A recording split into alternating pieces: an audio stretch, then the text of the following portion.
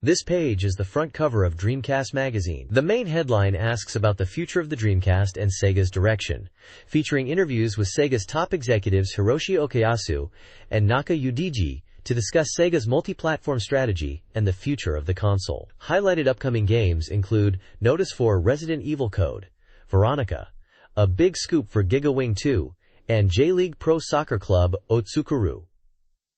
DX, Super Street Fighter 2X for matching service, Samba de Amigo Vernu, 2000, Magic: The Gathering, Let's Play Golf 2 New Challenge, Shunren no Kanata Beyond the Vernal Equinox, and Eldorado Gate Volume 2. The cover image prominently features Daytona USA 2001, emphasizing network play. A section called Dream Maga Big Strategy lists strategies for games like Power Smash, Resident Evil 3, Nemesis, Dead or Alive 2, Melty Blood Actress Again, and Tricolor Crisis. Other sections include GameSpot Japan for game information, a full Dreamcast title reader ranking, and a feature on Overseas 600th Games to Play.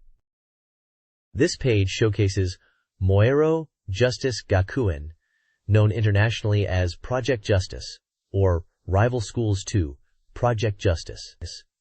It's a fighting action game with board game elements for the Dreamcast. The game was set to be released on December 7, 2000, at a standard price of 5,800 yen. The page highlights features such as data linking using the visual memory and the ability to battle using custom EDT characters, even connecting to friends' Dreamcasts or arcade versions to use these characters in fights. The page also has two distinct images, one showing anime-style characters from the game in front of a fiery logo, and another photo of school children participating in what appears to be a sports day or physical activity. This page is the contents page for the December 8, 2000 issue of Dreamcast Magazine. It lists a special interview with Hisao Oguchi and Yuji Naka, and reports on the new Sega management structure. Game features include NFL 2K1, Sega, Resident Evil Code, Veronica X, Super Street Fighter 2 Turbo, Giga Wing 2, Daytona USA 2001, Sega Worldwide Soccer 2000 Euro Edition, Samba de Amigo Verinu 2000, Magic: The Gathering, Let's Golf 2, Monster Breed, Eldorado Gate Volume 2, and Harusame Yubi, alongside a second anniversary present campaign and the Marionette Handler 2 fan page launch. This page is a comprehensive Dreamcast game guide. It features Dreamcast hot information, with details on games like Baki, The Grappler 2, Blue Submarine No. 6, and Sonic Shuffle. The Dreamcast Soft Complete Guide highlights titles such as Power Smash, Resident Evil 3, and Dead or Alive 2. The page also promotes Naomi arcade games, including Confidential Mission. There's mention of EA Sports NASCAR Arcade. A present campaign and various regular magazine sections are listed, encompassing news, schedules, reviews, columns, and reader content. A detailed game index on the right side organizes games alphabetically, providing page numbers for titles like Blue Submarine No. 6, Gunspike, Quiz My Goddess, Sonic Shuffle, and Dead or Alive 2. This page is packed with news, announcing that Ultimate Fighting Championship, UFC, is coming to Dreamcast in Japan via Capcom in January. This domestic release of the popular fighting game was revealed at a press conference. The article highlights the game featuring 22 real fighters and sets a release date of January 25, 2001, with a price of 5,800 yen. And other news, there's a Phantasy Star Online pre-order campaign where players can get a special dog tag. Additionally, extra shows are announced for the Sakura Wars Imperial Capital Flower Troop new spring review show. Finally, the page lists the fight card for the UFC Japan Ultimate The Ultimate event, including notable matches like Tito Ortiz vs Yuki Kondo and Bas Rutten against Guy Mezger.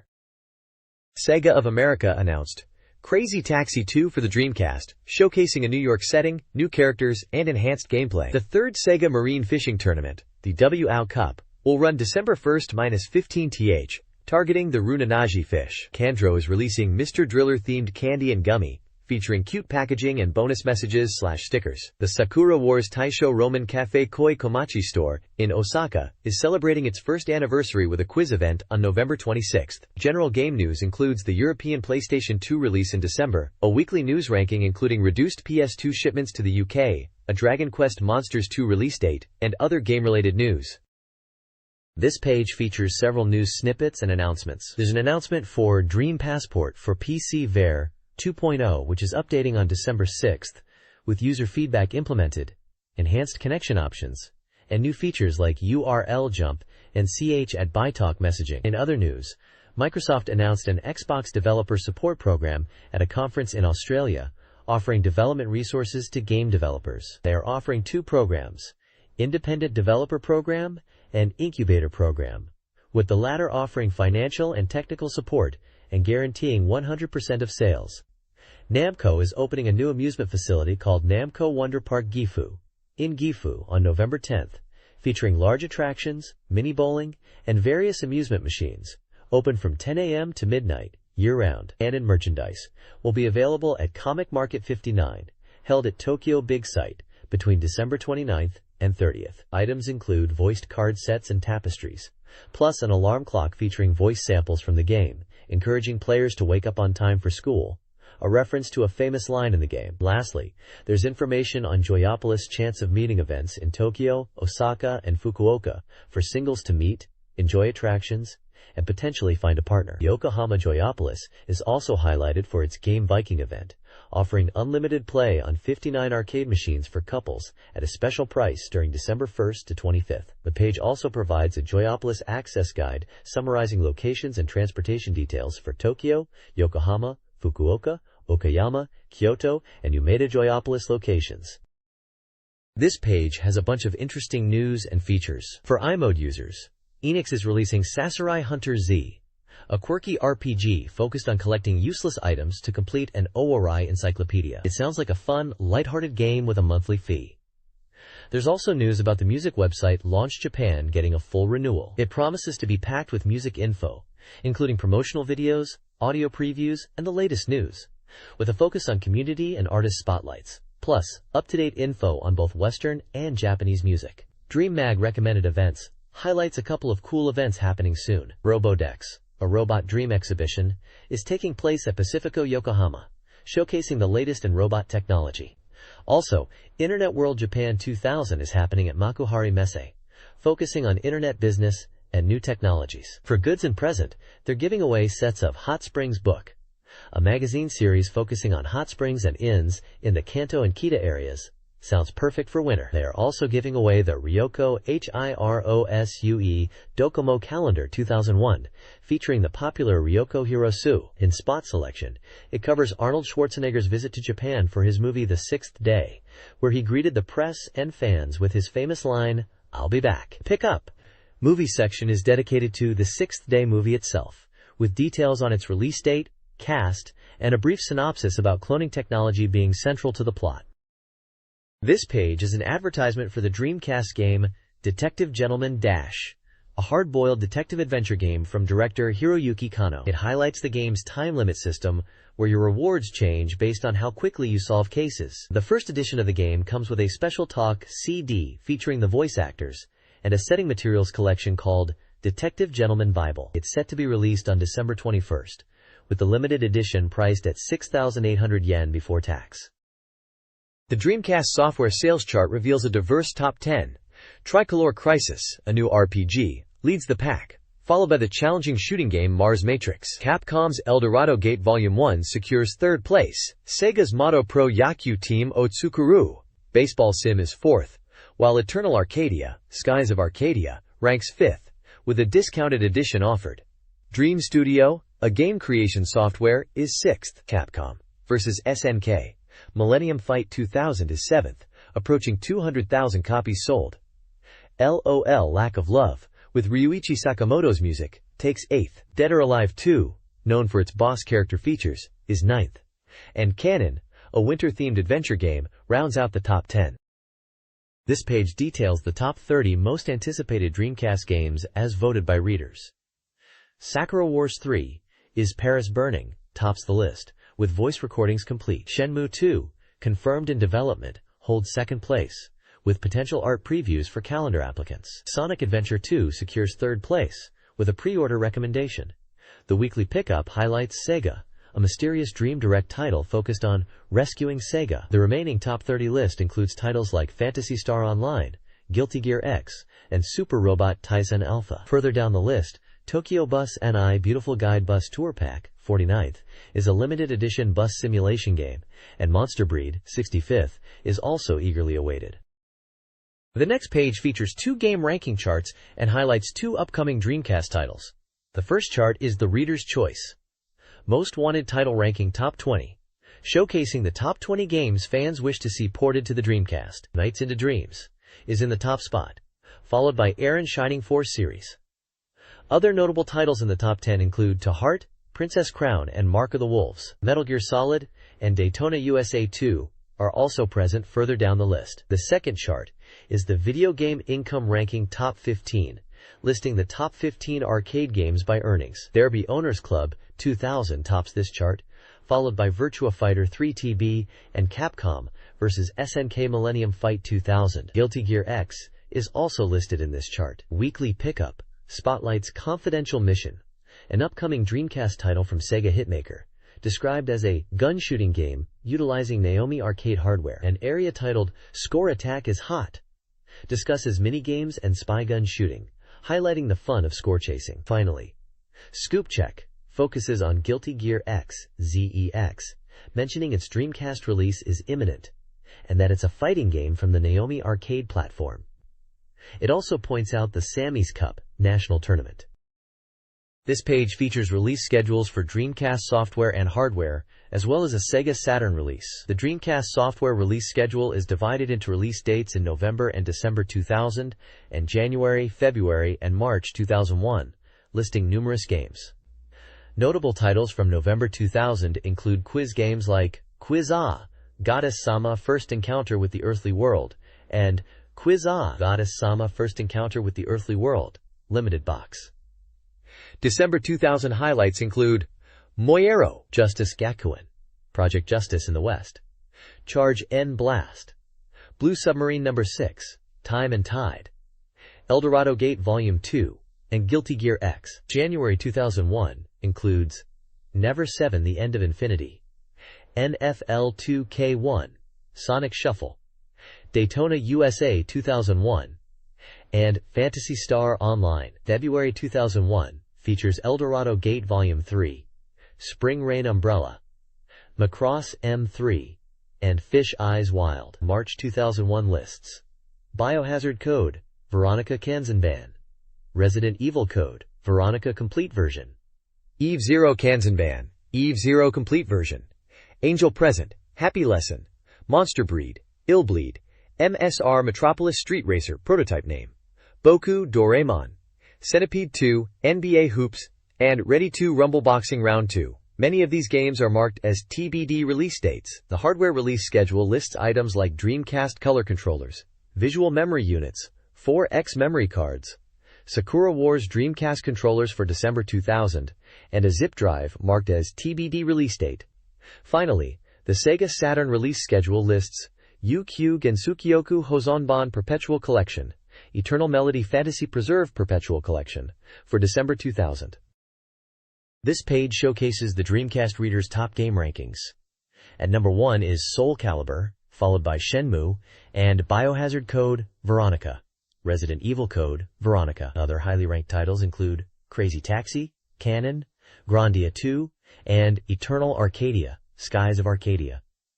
There's a spotlight on new games that are being introduced. First up is Sega Marine Fishing, Sega Bass Fishing, ranking at 72nd. The review highlights it as a proper fishing game, noting the realistic fish behavior and the enjoyable experience, especially with the fishing controller. It scores an overall average of 8.7514 and an enjoyment average of 7.66. Reviewers appreciate the graphics and the online features, comparing it favorably to other fishing titles. Next is Jet Coaster Dream 2, Ranked 185th. This seems to be a deep roller coaster simulation game. The review notes that creating courses can be time-consuming but rewarding and fun, with emphasis on the detail in course design and overall theme park management aspects. It scores an overall average of 7.0105 and an enjoyment average of 7.33. Lastly, there's Hello Kitty Mail at 222nd. This is described as a communication game featuring Hello Kitty, aimed at a younger audience. The review mentions the email exchange and customization aspects, noting it as a simple and cute title for Hello Kitty fans. It scores an overall average of 5.2727 and an enjoyment average score. This text summarizes Dreamcast game rankings, focusing on titles between positions 45 and 101, with reviews for select games. Biohazard Code, Veronica. Resident Evil Code, Veronica, at number 3, is lauded for its graphics and engaging storyline, representing a strong entry in the survival horror series. J-League Pro Soccer Club O Tsukuru, 9th, is a popular soccer management simulation game focusing on team building and player development. Poppin' Music 3/10th is a rhythm game recommended for fans of the genre, especially those with the dedicated controller. Finally, Atsumare Udlas.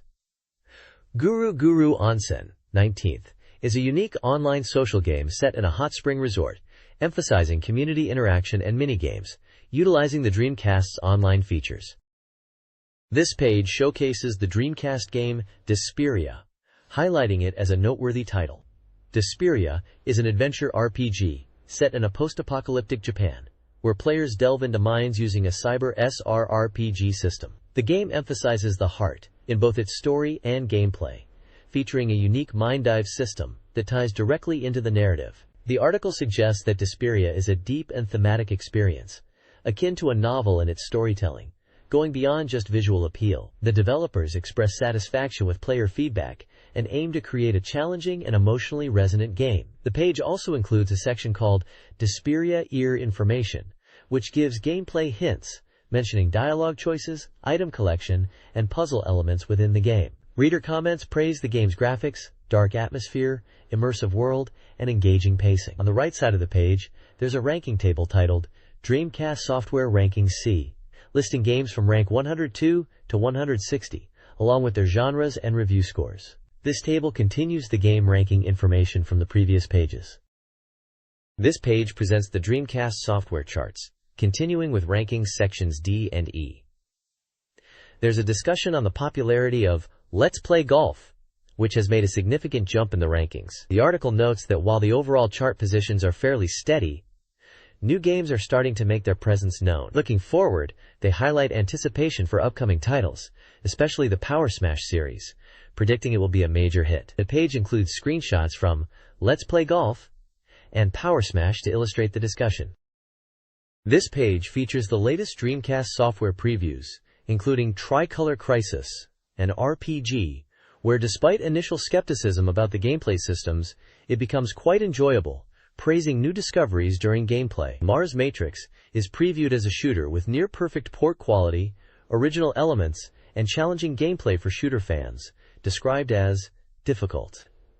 Melty-Lancer III is presented as a strategy game, noting that the true fun is not immediately apparent but emerges after getting into it, described as more adventure-like than a pure strategy title, with a focus on events and Dreamcast-specific elements. Finally, Biohazard 3, Last Escape, which is known internationally as Resident Evil 3 Nemesis, is reviewed very positively, highlighting its enhanced graphics compared to the PlayStation version, new costumes, arranged modes, and online ranking features, making it a strong recommendation even for players who have experienced the PlayStation version. The page also includes a reader's voice section, with short reader comments on various games, and a ranking chart of Dreamcast peripherals and other items. There's information about a reader participation contest called Reader's Race, inviting readers to predict game rankings for a chance to win prizes like Dreamcast peripherals and software. This week's special prize is also highlighted, along with a list of winners from the previous contest. This page features reviews for two games. The first is Sega Tetris, which is praised as a definitive version of Tetris on Dreamcast, allowing online battles. Reviewers highlight the low price, making it an easy purchase, the fun of online play, cute voice chat, and the engaging gameplay even in single player. However, Some reviewers mention the controls are slightly less responsive, and the feeling is not quite up to par with the 88 Tetris version in terms of excitement. The game received an average score of 8.66 out of 10. The second review is for Quiz Goddess Sama, First Encounter with the Winged One, a quiz adventure game based on the popular My Goddess series. Reviewers note that while it is a quiz game at its core, the adventure elements are also present. The dialogue, scenes, and character animations are highlighted as being well done, but the quiz questions themselves are considered somewhat easy, and the game lacks significant events or variety in stages, leading to a feeling of monotony. The game received an average score of 3.66 out of 10, with criticisms focusing on the lack of depth and the quiz content not fully utilizing the My Goddess theme. The review also mentions that despite the character models being polygon-based, their animations feel repetitive, and even becoming closer to the characters doesn't unlock special events. The next page focuses on Sega's new management structure announced at a press conference. The main topic is Sega's strategy to overcome 4 consecutive years of financial losses and aim to become the #1 company globally, with Electronic Service, ES, being central to this plan. Key executive appointments are highlighted, including Isao Okawa and Hideki Sato. The article also questions the future direction of the Dreamcast console under this new management. This page continues the discussion of Sega's new management structure, focusing on the content and platform strategies. It features interviews with Tetsu Kayama, who is in charge of content strategy, and Hideki Sato, who is responsible for platform strategy. Kayama talks about aiming for an overwhelming global presence in software, especially for the Dreamcast, with key titles like Sakura Wars, Shenmue 2, and Skies of Arcadia, referred to here by its development title Eternal Arcadia. Sato discusses the Dreamcast as a versatile multi-format platform, and their emphasis on network gaming. In the Q&A section, they address questions about Dreamcast titles, including whether there will be more games like Sakura Wars GB, and the possibility of using zip drives. Sato also emphasizes the Dreamcast's excellent cost performance. Overall, the tone is positive and forward-looking regarding Sega's strategy and the Dreamcast's future. Sega is focusing on network services and content distribution, leveraging its established network business. Executives Toshiro Oyama and Akira Nagai discuss the evolving game business model and the success of arcade games like Derby Owners Club. The page analyzes revenue models for network services, including hypothetical online game subscription calculations, and references successful PC online games like Ultima Online. Peter Moore, head of Sega of America, discusses the SegaNet launch, upcoming Christmas sales, and the Dreamcast's strong sales performance. Sports titles like NFL 2K1 are performing well, alongside hits like Shenmue and Jet Grind Radio. The final article questions Sega's new management and software development strategy, raising concerns about utilizing past successes and assets. This page is all about the massive US release of Shenmue on November 11th. It emphasizes that Shenmue is a huge hit in America, especially as a non-sports game, which is rare for the US market. Dreamcast might be struggling a bit in Japan, but in America, Shenmue is incredibly popular. They even held a launch event on November 9th ahead of release, and Yu Suzuki himself was there, signing autographs at a Software Etc. store. The event was packed with fans and media, with over 300 attendees, and the media coverage was described as being on par with a major movie premiere. The article also points out some differences in the US version of Shenmue, noting that it features full English voice acting and is considered even more original by some. It mentions the Shenmue.com website and how the servers were getting hammered after the US release because so many people were trying to access the Shenmue Passport online service, showing just how popular it was. Even the title screen has some subtle differences in the US version. The text also mentions the price of the game at launch in the US was $49.99. They were really pushing the full English voice, acting as a major selling point, showing screenshots of English dialogue and in-game notes to highlight this feature. This page is part of a 4-week Dreamcast second anniversary project in Dreamcast Magazine, and is the 4th part of the series. It features an interview titled, Honest Talk to Celebrate DC's Second Anniversary. What happened at the scene then? The main topic is the announcement made on October 27th that Sega will supply software to other hardware, and it explores the implications of Sega going multi-platform. The big question being asked is, will it become multi-platform? Will DC disappear? Reflecting the uncertainty of the Dreamcast future. The interview features 2 key figures from Sega. Nakayuji, Representative Director and President of Sonic Team, and Oguchi Hisao, Representative Director and President of Hitmaker. They are shown having a discussion, seemingly in a relaxed setting, while having a meal. The text describes how Sega's top development division presidents are giving their honest opinions on Sega's current state and future direction following the shocking multi-platform announcement. It mentions that this interview is set up to commemorate the second anniversary of the Dreamcast and to capture the real feelings of people within Sega at this turning point. The article emphasizes that this is the first time these two influential figures have been interviewed together to discuss this critical moment for Sega. This page continues the interview with Naka Yuji and Oguchi Hisao of Sega. The interview is still focused on the impact of Sega's announcement to develop games for multiple platforms and the future of the Dreamcast. They discuss the announcement of Crazy Taxi 2 for Dreamcast, confirming its development and highlighting it as a key title. There are screenshots from Crazy Taxi 2 showing the gameplay.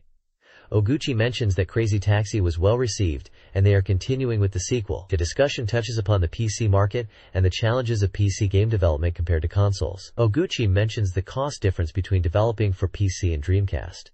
He notes that while PC games might seem easy to port, it's actually difficult and expensive. They also talk about the global market and how Dreamcast is performing well overseas, particularly in America. Oguchi mentions visiting San Francisco and feeling positive about Dreamcast prospects, especially for the year-end sales season, contrasting it with the perceived lack of impact from the PlayStation 2 launch at that time. He points out the price difference of games in America, being cheaper at around $44 or $49 compared to the usual 5,800 yen in Japan. The interview concludes by reaffirming Sega's commitment to Dreamcast, with Oguchi stating that Dreamcast is still their priority and that the core direction remains unchanged. In an interview with Naka Yuji and Oguchi Hisao, Sega's transition to a multi-platform company is discussed. Naka, expressing loyalty to Sega and the Dreamcast, initially opposes developing for other consoles. Oguchi, while prioritizing Dreamcast development, personally favors multi-platform development to reach a wider audience and supports Sega's future as a network game provider. While a decision on releasing games from their department on other platforms is pending, Oguchi's personal inclination leans towards it. The interview also promotes Phantasy Star Online for the Dreamcast, highlighting its innovative online RPG features and offering a 30-day free network trial. The game is described as a groundbreaking title, with details on network fees and payment methods.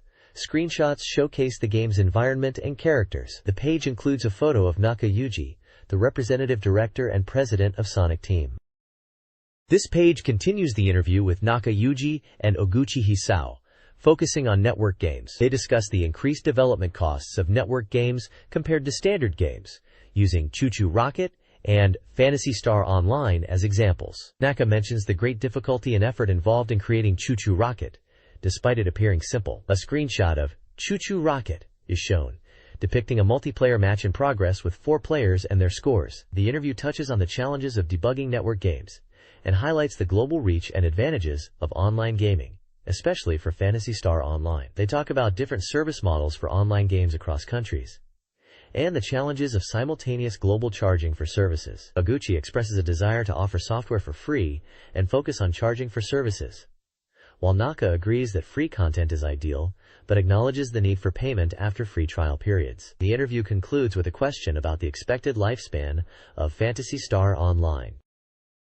This page continues the interview with Naka and Oguchi, discussing the Dreamcast's future and game development in the 21st century. The headline asks, "Will the Dreamcast last for 3 years?" And Oguchi confidently replies, "Super easy victory, of course." He confirms next year's end-of-year lineup is solid and they are not worried. They talk about the need for innovative games like Seaman and the long development times and high costs of games, mentioning that even simple-looking games like Choo Choo Rocket are actually very difficult to make. Naka emphasizes that you need to be mentally strong to be in game development, especially with the pressure of releasing many titles.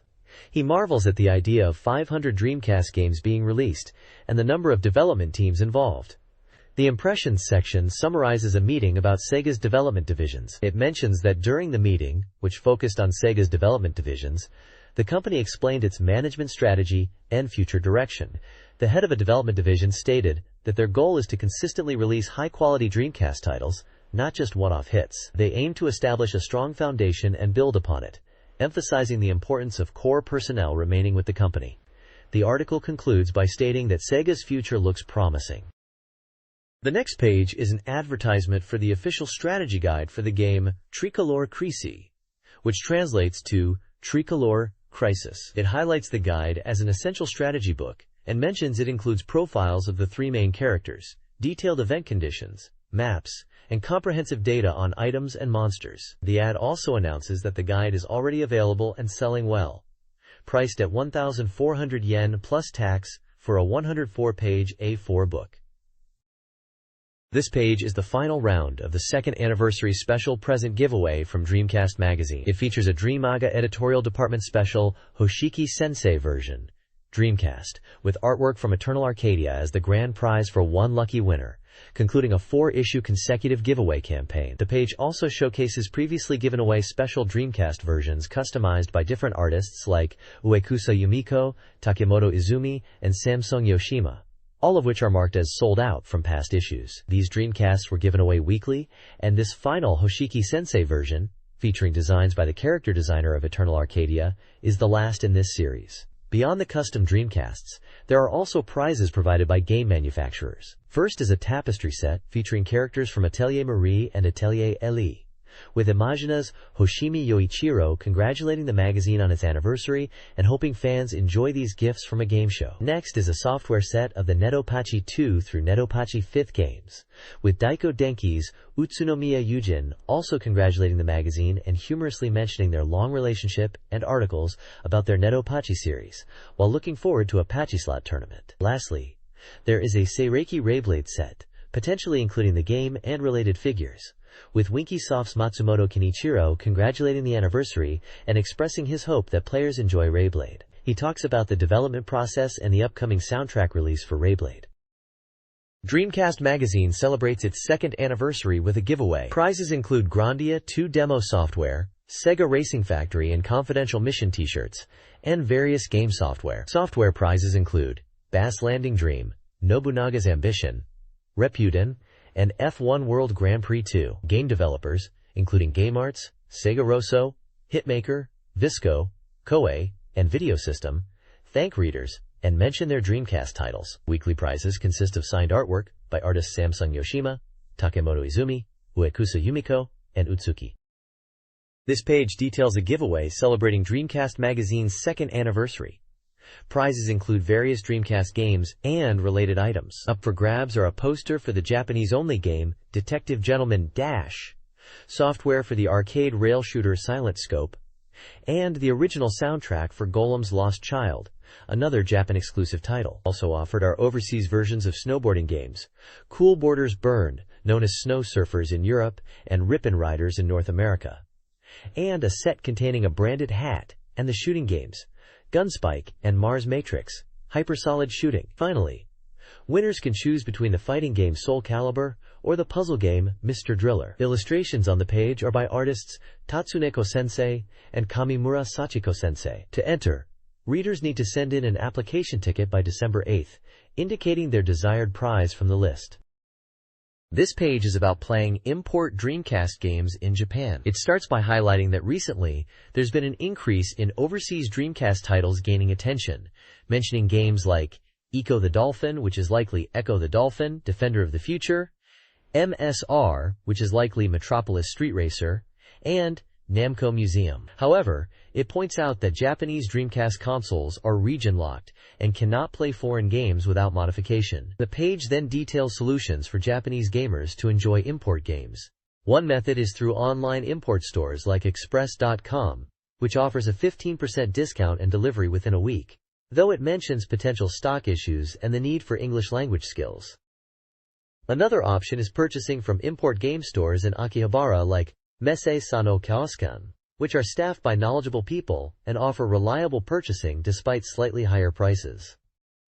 Finally, the page mentions the GameShark CDX as a tool to bypass region locking on Japanese Dreamcast consoles, allowing players to play overseas games. However, it cautions that this is a potentially risky product, and editorial inquiries about it are not accepted. An interview with Mr. Tsuchiya Teruki, manager of Messe Sano Chaoskan in Akihabara, discusses the popularity of import games. While import prices remain slightly higher, Increased availability of overseas titles in Japan has changed the market. Mr. Tsuchiya recommends fighting and sports games, such as Ultimate Fighting Championship and 2K titles, citing their different appeal compared to Japanese games. The store strives to keep prices reasonable to encourage exploration. Chaoscan, run by 3 staff members, specializes in import games, Asian toys, and character goods, curating products they personally enjoy. The store also offers mail order services. This page is about the Dreamcast game NFL 2K1. It is highlighted as an overseas title that is now available for the Dreamcast, focusing on its network capabilities. Released by Sega of America on September 6, 2000, and priced at around $56.99 or 6,260 yen, it supports 14 players offline and up to 8 players online. The game is compatible with VM, VGA box, and the Puru Puru Pack Rumble feature. The article emphasizes the easy network setup on Dreamcast for online play. It mentions that NFL 2K1 introduces network battles using dedicated servers in America, allowing players to compete against each other online. Screenshots showcase the game's online lobby system, including screen name setup, server selection, and challenge options. It also points out the keyboard chat feature as a fun addition. The game's cover athlete is Randy Moss, continuing from the previous NFL 2K game. NFL 2K1 achieved significant sales, with a focus on exciting online battles between US and Japanese players. The article highlights intense gameplay, smooth online experiences, and features like pre-game lobbies and halftime chat. The new franchise mode allows players to manage their team as general managers. A Japanese version of the game is confirmed, raising questions about network quality and localization. Reviews from Christophe Kagatani praise the graphics and gameplay, and the Dreamcast's online capabilities are compared to the PC version. Yasuhiro Nomoto highlights the enjoyment of online play, particularly the chat feature, and the sense of connection with international players. This page is advertising the Dreamcast Summit event at BitTour's store in Shibuya, Tokyo, which is in collaboration with Dreamcast Magazine and is running until November 26th. With only 3 days left, it's the last chance to grab some deals. The event is a campaign to support the Dreamcast, offering discounts of 10% on games and merchandise, including Dreamcast Magazine itself. There's also an online internet project running until the 26th, accessible through GameSpot Japan and BitTour's websites. There's a special email-limited Lucky Bag present campaign closing on November 26th at midnight. To enter, you need to send an email with the keyword BitDreamMaga. Featured games at the event with special displays and messages include titles like Crazy Taxi, Samba de Amigo, Jet Set Radio, Space Channel 5, Soul Calibur, and Resident Evil Code Veronica. There are also Japanly releases like Golf, Let's Play, Seaman 2001 Edition, Derby Tsuku, Let's Create a Derby Horse, Screamer Zone, Planet of Alienoids, and Tokyo Bus Guide. Other titles mentioned are Decathlete, Dead or Alive 2, Biohazard Code, Veronica, Mr. Driller, LOL, Lack of Love, Romania No. 203, and Rent, A Hero No. 1. The bottom text encourages people to visit the BitTour store before the event ends, implying they are missing out if they haven't gone yet, and urging them to take advantage of the deals. The Feature of Creators page delves into the creative process behind Mizuguchi's Space. Focusing on the Dreamcast Summit event, it showcases Space Channel 5 reference materials, including concept documents and rare items, with Mizuguchi's commentary. These materials range from philosophical texts like Freedom of Philosophy and image manuals like Future School 2009, to design books, advertising guides, and manga, revealing diverse influences. The exhibit also includes a secret document bookshelf and a overseas edition of Sandra. A highlight is the display of figures and costumes co-designed by Ida and Mizuguchi. The page teases a live report with Mizuguchi and Nishi Kenichi in the next issue. Details about the summit's Shibuya venue, operating hours, and contact information are provided, highlighting the event's conclusion. This page is a Dreamcast special report announcing Sega, described as the ultimate management simulation, and a Sega Revival Hot-Blooded project by Hitmaker. It's a self-parody simulation where the goal is to revive Sega and achieve 100% market share. The game is a D-Direct exclusive and is still in development at 70% completion, with release date and price undecided. The gameplay is divided into RPG and simulation parts. The RPG part involves finding talented creators, while the simulation part focuses on making hit games to dominate the industry. Screenshots show in-game graphics, including a market share chart indicating Sega at 68%, and competitor DOGMA dominating the market. The game's objective is to reach a 100% share of glory, symbolized by the number 5,000, and an image of a crowd in Sega attire. The text emphasizes strategic decision-making in game development and market expansion.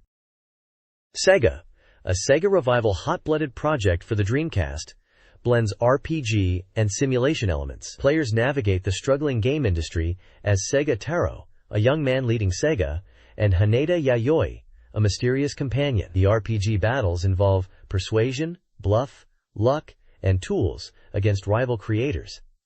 The game mixes reality and fiction, tasking players with saving Sega.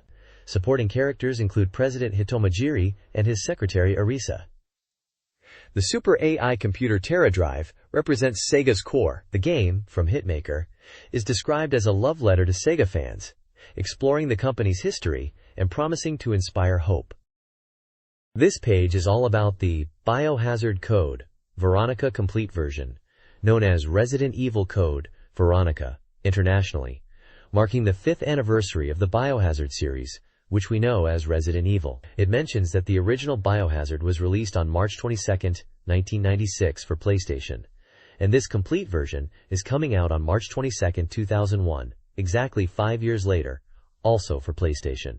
The page highlights this as a 5th anniversary commemorative title. The article is titled Complete Fear and discusses the enhanced quality of the Veronica Complete version with added unpublished scenes. It specifically points out Wesker appearing in an updated introductory scene that wasn't in the original version.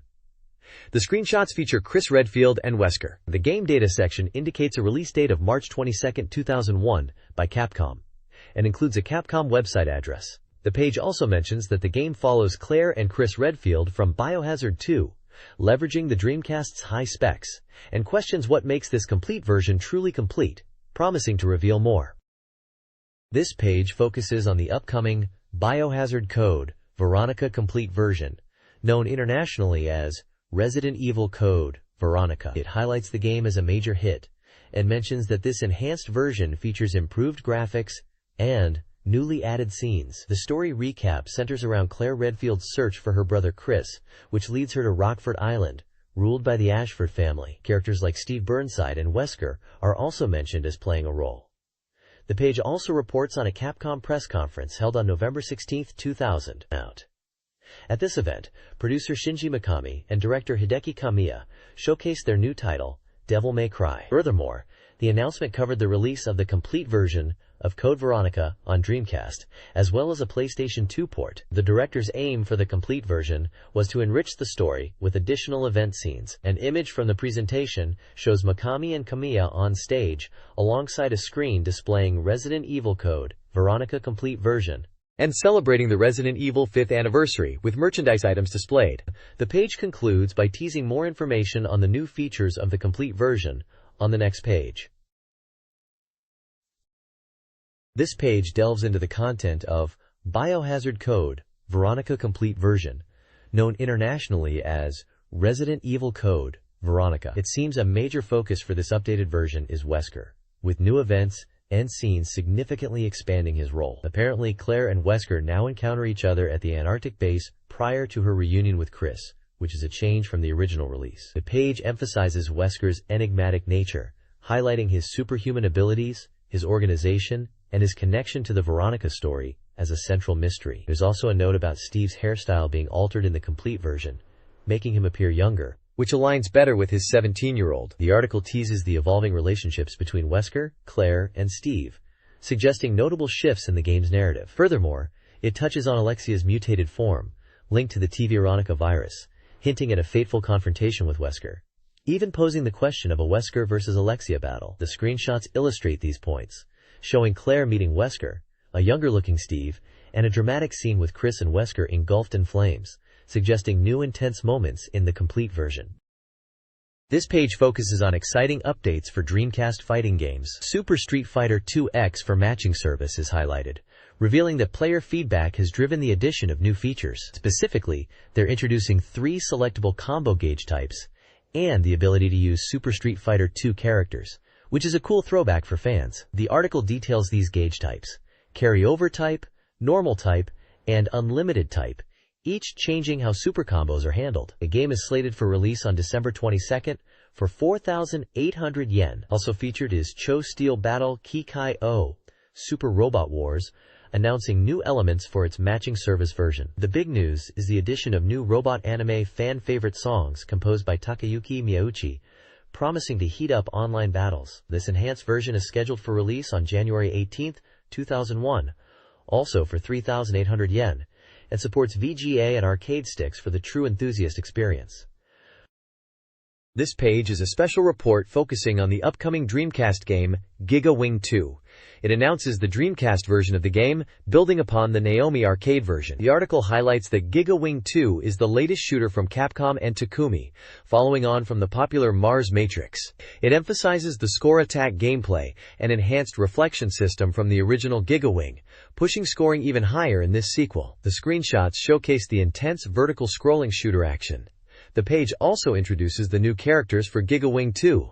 These include Cheryl AD0002P, described as a special type, with a somewhat mechanical aura but not quite human, possessing unique beauty. Kurt Hasinger, a captain who seems unusually passionate, with the meaning of his name questioned. Largo Galzel, the commander, depicted as calm, raising a round pet named Ikakun, with a somewhat vague personality. Romy Seneca, a soldier who pilots combat aircraft at only 10 years old, considered dangerous and unpredictable, with a destructive personality. Limmy, Romy's older sister, age 12, described as the opposite of her sister in personality, calm and collected.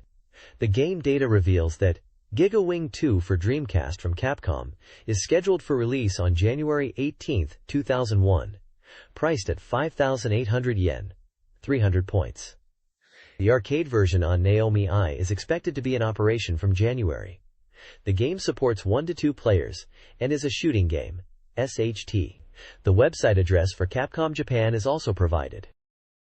This page continues the coverage of Giga Wing 2. It highlights 2 new systems, 2 types of reflect, and item Vulcan cannon phenomenon, as well as the exclusive Dreamcast 4-player mode. The 2 types of reflect system introduces the Reflect Tracer, in addition to the original Reflect Force. Reflect Force absorbs enemy bullets and reflects them back, turning enemies into score items. Reflect Tracer, after absorbing bullets, attacks enemies on screen with a search laser, described as more offensively oriented than Reflect Force, and effective against bosses with many bullets. Both reflect types are selectable when choosing a fighter. The Item Vulcan Cannon Phenomenon section describes a system where collecting a certain number of items triggers the Item Vulcan Cannon phenomenon. This phenomenon transforms items into higher value ones, leading to even higher scores. The page suggests using Reflect Force to trigger this effect, but also hints that Reflect Laser might be easier to achieve the condition. Finally, the 4-player mode is introduced as a Dreamcast exclusive feature, a first in shooting game history. It emphasizes the chaotic fun of 4 players simultaneously playing, claiming it will break the common sense of shooting games. It shows a screenshot of the 4-player selection screen and gameplay, with 4 players, highlighting the intense and chaotic action.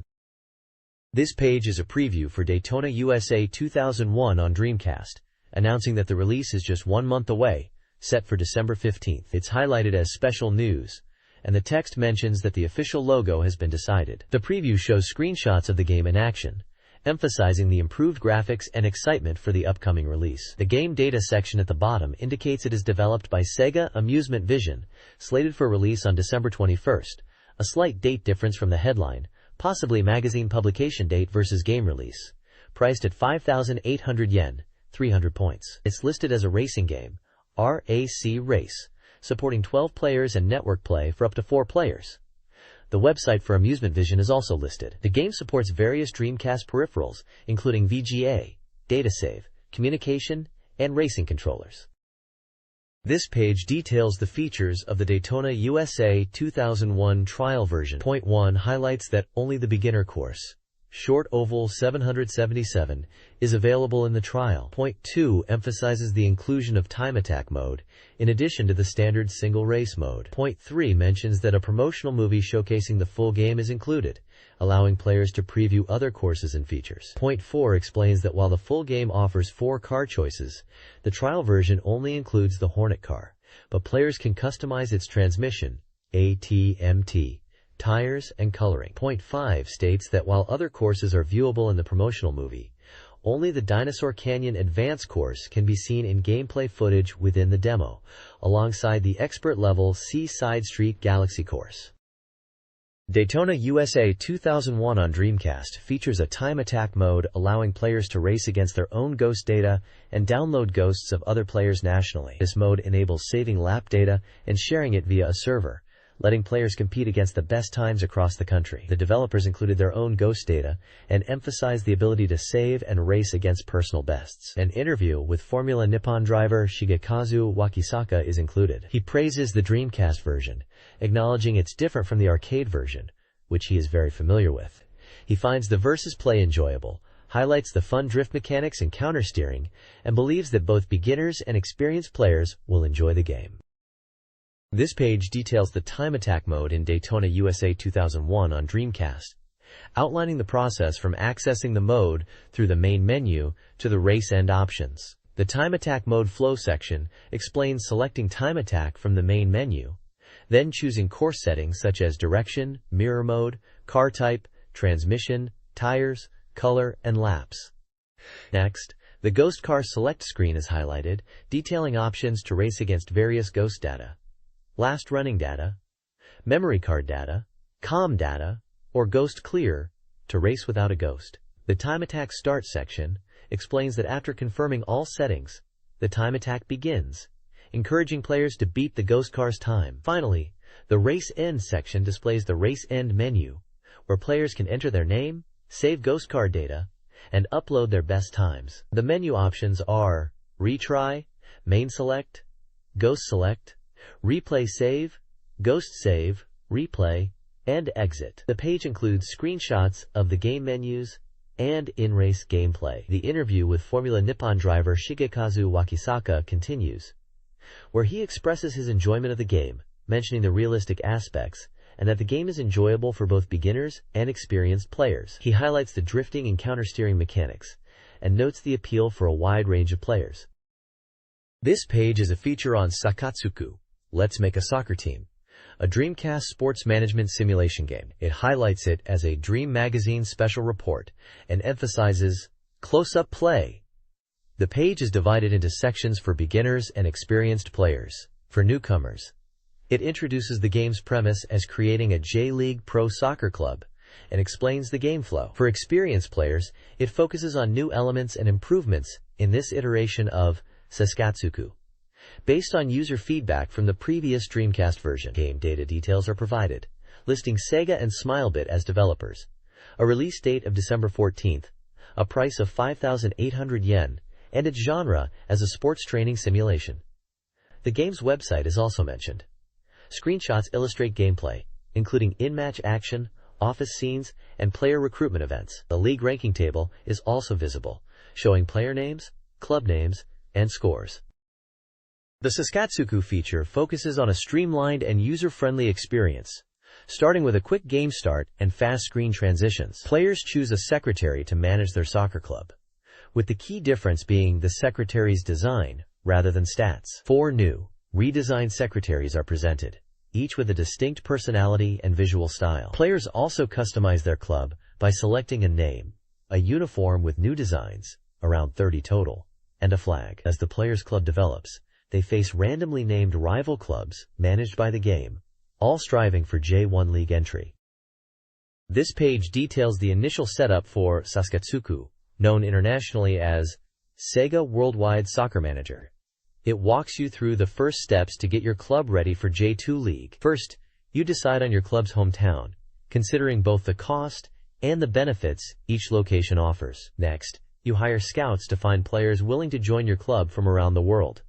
Then, you'll meet potential players face-to-face to negotiate contracts. You also assign squad numbers to your players at this stage, emphasizing that these numbers are permanent. Choosing a manager is also important, as they play a key role in player development. Once these preparations are complete, your club is officially recognized and ready to compete in the J2 League. The page notes that the J2 League in this game is quite challenging, almost on par with J1 level clubs, and there are a lot of clubs in the league, making it even more competitive.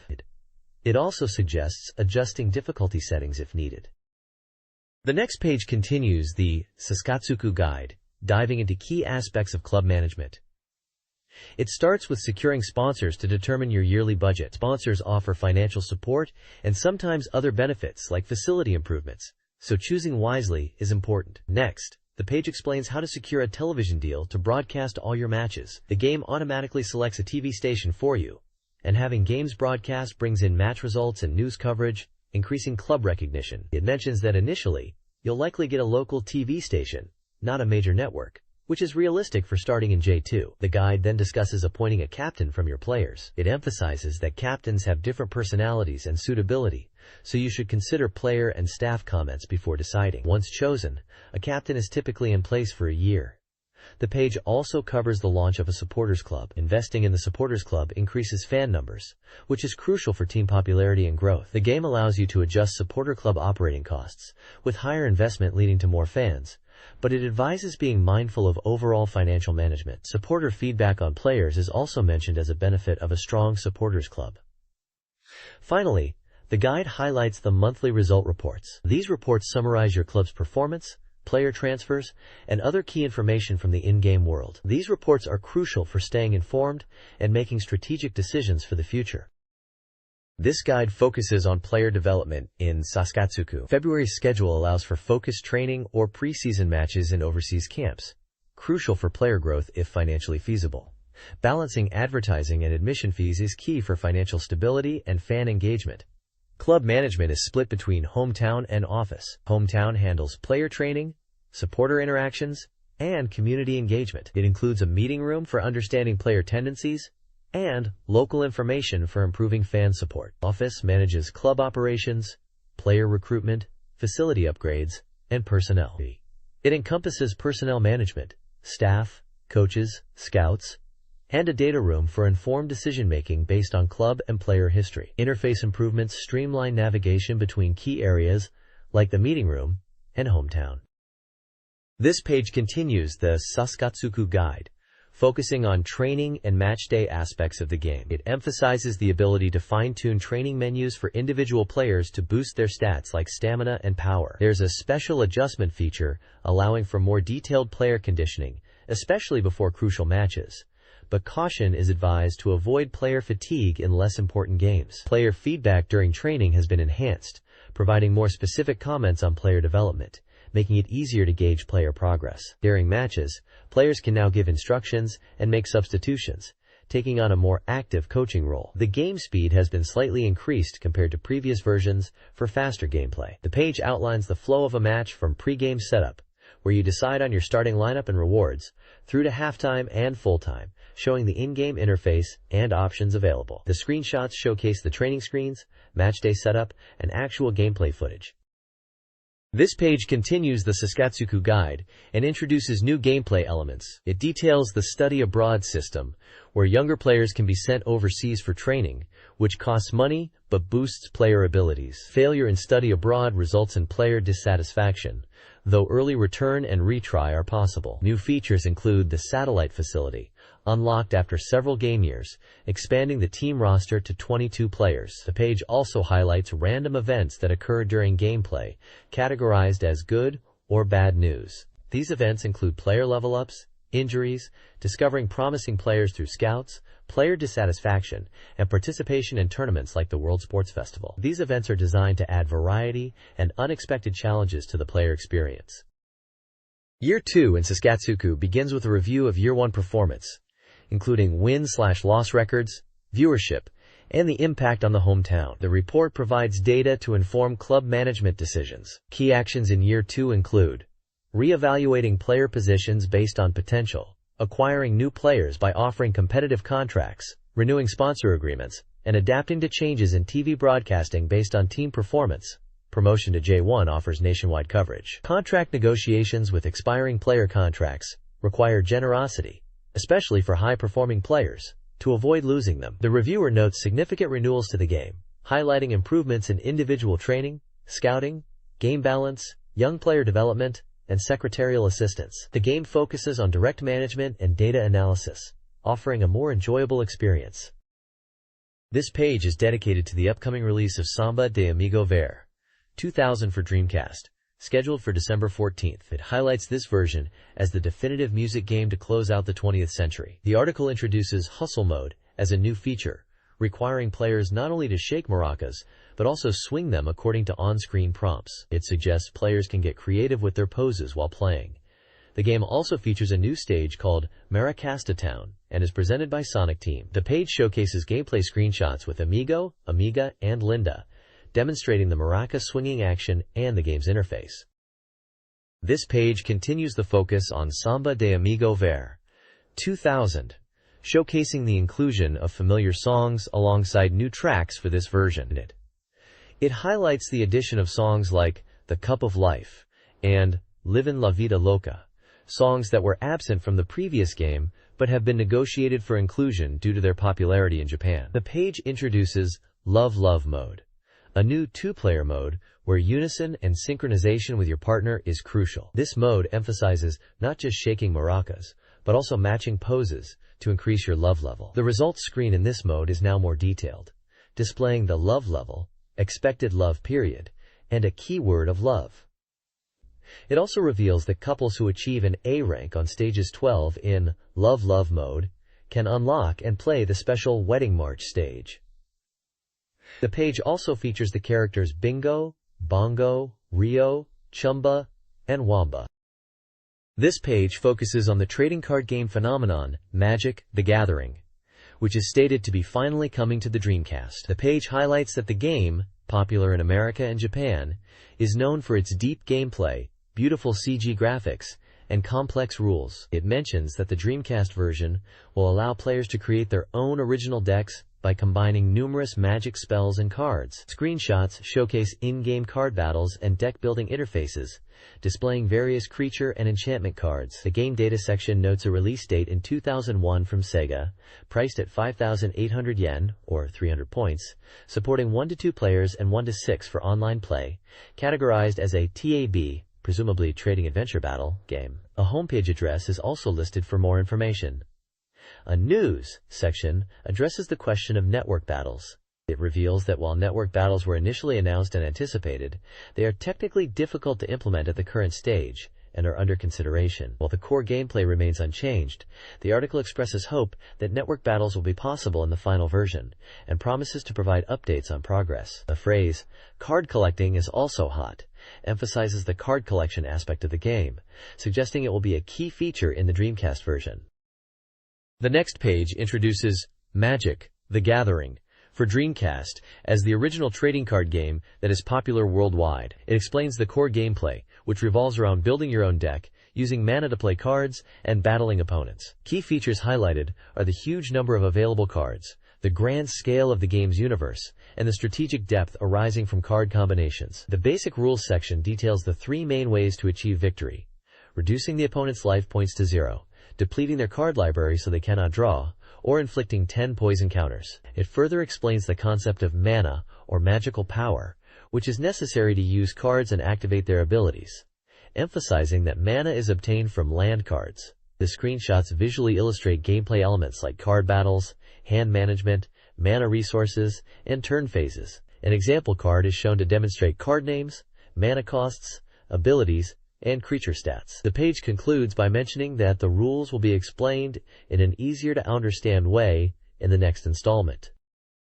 This page is a special feature from Dreamcast Magazine, focusing on Golf Shiuyo 2, a golf game for the Dreamcast. It's touted as being even more enjoyable than the original, with the subtitle, Become much more fun and newly. The article highlights that 2 years have passed since the previous game, and this new installment features 7 world countries as stages with 126 holes. The scale of the courses is described as significantly larger than before. The page points out that the basic system remains the same, ensuring easy and comfortable play. A key improvement is the addition of a course map display during gameplay, addressing a previous point of player dissatisfaction. This new course map is described as easy to see and significantly enhances the gameplay experience. The article mentions new characters have been added, promising appealing personalities and charm. There are screenshots showing in-game action, including gameplay perspectives and character interactions. The game data section indicates the software is from Softmax, with a release date of January 25, 2001, and a price of 5,800 yen, 300 points. The genre is listed as SPT Sports/Golf. The supported peripherals include VGA, arcade stick, data communication modem, and keyboard. The bottom section promotes Golf Shiyuyo 2 as having all the golfers assembled. It suggests that all the characters from the previous game are returning, with a humorous question about whether Mary will also make an appearance this time. The next page continues to showcase Golf Shiyuyo 2 and highlights its power-up features. It mentions mini-games like slots and blackjack are included, offering a change of pace within the golf game.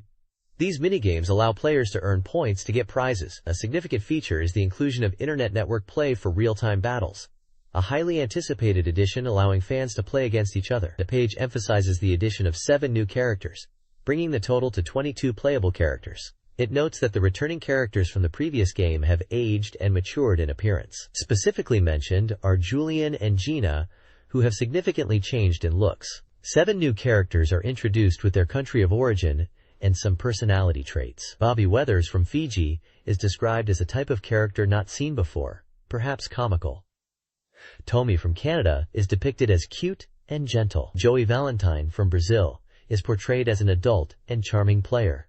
Quote, Hong Li Hua from China is described as popular and charming. Katarina Bernstein from Germany is a pose girl and is presented as a player character. Maria Estevez from Spain is also a pose girl and playable character. Quote, Hayate Otome Ryoko from Japan is also introduced as a pose girl and player character. Character details are listed including nationality, age, height, and blood type. Screenshots show in-game views of these characters. This page introduces Monster Breed, a monster breeding simulation game for the Dreamcast. It highlights the game's core concept of raising monsters for intense battles. After 2 years in development, the game is finally showing its true form with new screenshots. The game's story begins with an encounter with a girl named Miyu. The player character, Raid Giyo, is a young man in a town who works as a handyman using monsters called guardians. Miyu arrives and becomes his assistant, and the game explores their daily life and adventures. A key aspect of gameplay is the weekly training schedule. A week in the game mirrors reality, consisting of 7 days in a repeating cycle. Players perform 1 action per day, with activities restricted by the day of the week. Weekdays are dedicated to monster training and fulfilling work requests. Saturdays are for free exploration, shopping, and acquiring items. Sundays are reserved for participating in large tournaments. The game emphasizes planning and strategic training within this weekly cycle to succeed as a trainer. A screenshot shows a training interface with options like running, sandbag training, dodging, power training, and defense training, alongside a normal training minigame focused on power-up. This page continues the introduction to Monster Breed, detailing how to raise strong monsters and manage your handyman business. It explains the 5 main parameters for monsters: HP, health, STR, strength, magic, dex, dexterity, and int, intelligence, describing what each parameter influences in battles and work tasks. The page highlights 2 training methods. Training, which is basic, repeatable exercises to raise specific parameters, like running for HP or sandbag for STR.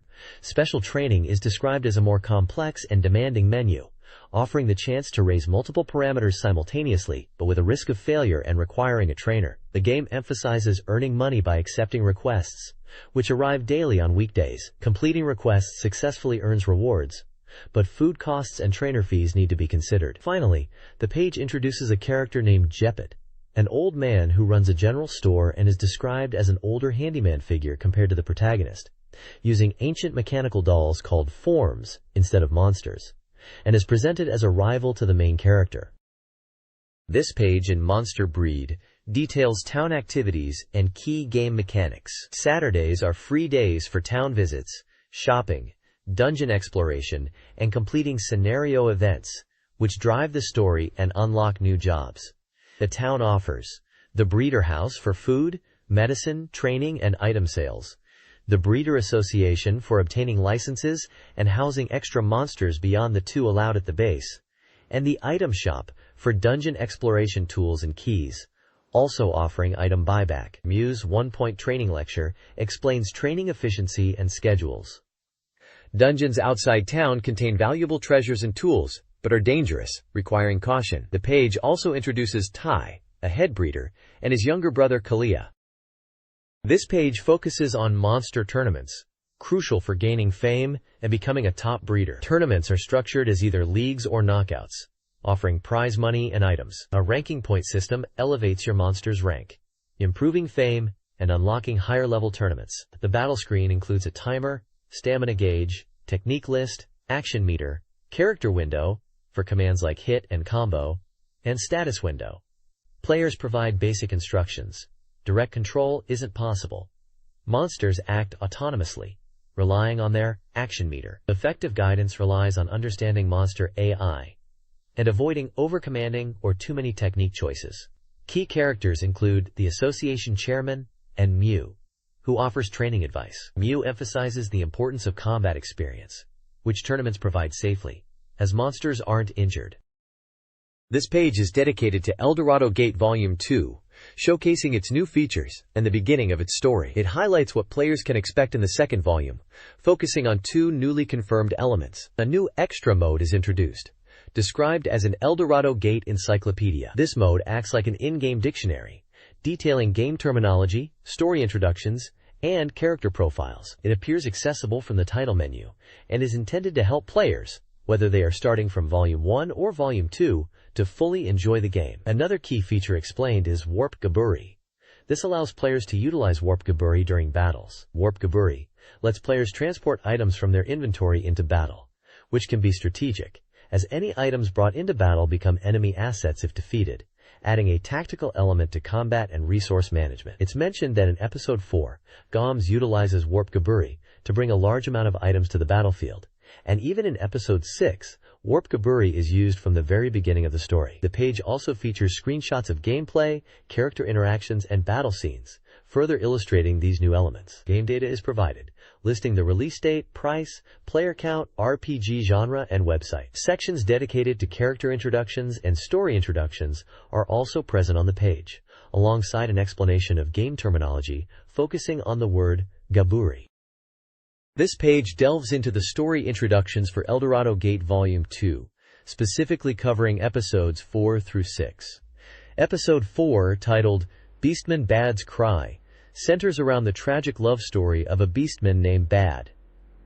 The narrative involves hunters and Bad's sister Liza, who is injured. It seems to be a tale of sorrow and hardship for the beastman character. Episode 5, Brave Swordsman Elisan, tells a story described as a popular man's misfortune. Elisan is portrayed as very popular with women. The plot involves a monster leader named Armez who kidnaps Nefle, the daughter of landowner Escarole. Escarole promises marriage if Nefle is rescued. A fortune teller named Katreya also gets involved, suggesting a turbulent situation. Episode 6, Wandering Ayn, focuses on the character Ayn, and a situation where Banteros falls suddenly ill. Gomes is dispatched to investigate the cause and encounters Ayn, who is described as a new type of workforce and becomes Gomez's subordinate, suggesting a master-servant dynamic. Finally, there's a section highlighting a bonus event. Bonus event is Weapon Shop. Similar to events in Volume 1, this one is set in a weapon shop and is expected to feature rare weapons for sale. This fan page focuses on Eldorado Gate Volume 4, specifically the staff's insights on its creation. Scenario writers Sugimura Izuru and Kashiwagi Hiroshi discuss their approaches. Sugimura aimed to craft an RPG with flawed, stinky protagonists, challenging traditional heroic tropes and fostering player empathy. Kashiwagi emphasized balancing story and gameplay, citing the Gomes scenario from the first episode as an example.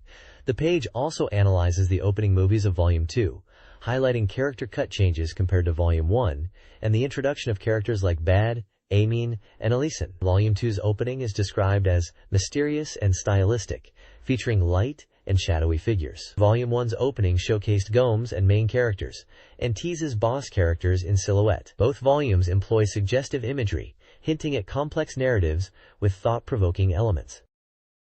This page introduces the adventure game Haruame After the Rain, which was still in development at 70% completion when this magazine was published. It highlights the game's concept as a heartwarming story about gentle rain and new encounters, set in a hot spring town. The game promises to deliver emotional depth through its thought and touch systems, inviting players to immerse themselves in a touching narrative. Several heroines are introduced. First is Hiyori, described as a childhood friend who is kind and gentle, but secretly mischievous. Rinzgane is a clumsy maid girl, always in trouble. Kodotori is depicted as an energetic farm girl, a childhood friend of the protagonist. Yuri Momoyama is the quiet, bookish girl, introverted and taciturn, who only communicates through writing. The game's narrative revolves around the protagonist, Nakahata Yu, encountering these heroines and experiencing various events in the town of Haruyama Hot Springs. The staff message emphasizes the creation of a heartful novel adventure that aims to evoke nostalgia and joy in new encounters. It was planned as a Dreamcast exclusive title. This page from Mailchimp Magazine Volume 14 is all about reader interaction and Dreamcast gaming events. It highlights a BCDS's card battle tournament, announcing the elimination of 2 players, Sujiro and Yukino, who have provided farewell messages and drawings for fans. There's a staff conversation discussing the tournament results and future plans for BCDS. The page also features a reader question section focused on Japanese soccer and the path to winning a gold medal, even suggesting the Saskatsuku J-League Pro Soccer Club Otsukuru game series as a potential source of coaching expertise. Finally, the magazine encourages reader submissions for various columns like Raspberry 4's Consultation Corner and Jet Girl's Worry Consultation, and announces an upcoming illustration exhibition called Signal Kids. It's a page full of Dreamcast community content and engagement around card battling and sports management games. This page is a reader submission section called Dreamaga Hiroba, celebrating the Dreamcast magazine's 2nd anniversary. Editor Robo Tomi shares his recent experience playing Power Smash Virtua Tennis, emphasizing the fun of sports games in the autumn season, and mentioning there's no particular punchline to his story. Many readers have sent in congratulatory messages and drawings to celebrate the anniversary of the magazine. One section highlights a Best Teleka or phone card chosen by a reader featuring President Shincho and questions if this is the first time a real person has been featured on such a card. At the bottom of the page, a weekly calendar from November 24th to November 30th lists game releases and events. The calendar includes details for each day of the week, such as game release dates for titles like Drillland, Spin-Out Racers, Super Speed Hockey, Idol Janshi Suchipai, Deep Fear, Last Hope, Dead or Alive 2, OL no Nichiju, Office Lady's Daily Life, Pen no Hai, Pen Day, Noble Protection Commemoration Day, Camera Day, Parliamentary System Government Day, and Tax Payment Commemoration Day. It also mentions events like Opera Commemoration Day, birthdays, and other commemorative days or events throughout the week, indicating a busy release schedule and various happenings in the Dreamcast gaming world during that period. This page presents the Dreamaga Art Club, a reader submission section showcasing fan art. Several game-inspired drawings are featured from different prefectures. One artwork is for Culdicep 2, another for Illustrator Marine Color, another for Crosscutters, and one inspired by Honey Pie. There's also art for Niigata Prefecture, Koryu Kaze, and Tenrai World. The Honey Pie art from Miyazaki Prefecture is noted for its smooth lines. The page also features a Cinemers movie this week section covering the film Keeping the Faith, known in Japanese as Bokutachi no Ana Banana. It highlights Edward Norton's visit to the Tokyo International Film Festival for his directorial debut. The movie is described as a romantic comedy about childhood friends and a girl who reappears after 16 years, creating complications due to the friends' religious roles and their capacity for love. Edward Norton held a press conference, speaking Japanese, and the movie's style is compared to Woody Allen. A movie ranking table is displayed on the right of the page, listing popular films. This page showcases fan art in the Dreamaga Art Club section. Artwork inspired by various games is presented from different prefectures, including pieces for what seems to be Rayblade, labeled with characters Celica and Slim, with a note about Celica's effective technique. There's also artwork referencing Sakura Wars, depicting a character described as reliable on the battlefield, and another for Phantasy Star Online, praising its manga-like style and starry sky visuals. Another artwork, titled Dark ELF, shows a lean, bony character described as the strongest in the world of darkness. There's also an article titled Akiba's Shop Theory. What is game theory in Akiba's Shop? This piece explores game theory's application beyond just card games to broader fields like politics and economics. It discusses how Akihabara game shops are positioned and the sales strategies employed, mentioning how shops stock manuals and guides and cater to knowledgeable customers. It also touches upon the shift in game development towards more independent creators and the cyclical nature of gaming trends, with a potential resurgence of older game styles. Finally, a cartoon strip at the bottom right humorously depicts customer interactions in a game shop, showing common questions and scenarios encountered by shopkeepers. Dreamcast Magazine's reader mail features questions about Thursday game releases due to distribution, multitasking enjoyment, and Friday software price hikes. Another reader mourns a game center's closure. My boastful story highlights a reader's preference for fountain pen submissions. The next issue's theme is How to Get the Nobel Prize. Book Me recommends strategy guides, including one for Nappletail and Asia Bar biographies. A game ranking chart from November 1 to 15, 2000, from Shibuya's Book Tower 7F, shows Dragon Quest V-2 topping both game and guidebook charts. Other ranked titles include Azumanga Daioh, Guilty Gear X, and Furai no Shiren 2. The Whose Name Is It? Quiz reveals the answer as Suzuki Madrock. The December 15th issue features columns on games, research, and sports. Reader mail includes humorous anecdotes about the Dreamcast and Sega's new management. A tetrapod submission inspired by a song is also discussed. A new project, Segaichi Manga Dojo, aims to discover and nurture aspiring manga artists. Professional editors will guide participants seeking passionate creators. A bread special feature highlights bread making, its artistry, and includes bread secrets and a bread word book. Finally, Prive X Actress presents artwork and text related to Nano Ray Specs Actress, Volume 0016, featuring Jeremy and a storyline about linking people. The Dreamcast Open Zone Declaration features reader submissions, including artwork, photos, and comments. Contributions range from a detective-themed image, Detective Night Dungeon, and a photo from Fukuoka Prefecture, to illustrations and discussions of various games. Submissions cover topics like the Uzuzumaki characters, knights, and mentions of Dragon Force and Puzzle Bobble. The page also includes a This Week's CD Release Introduction section, showcasing new music, with releases such as Kiyoshi Saito and Enya's A Day Without Rain, along with maxi singles like Tatsuro Yamashita and Chihiro Onitsuka. DVD and video releases are also highlighted, including Pinch Runner and Mo Musume Run, featuring the idol group Morning Musume. This Dreamonji installment presents diverse reader submissions.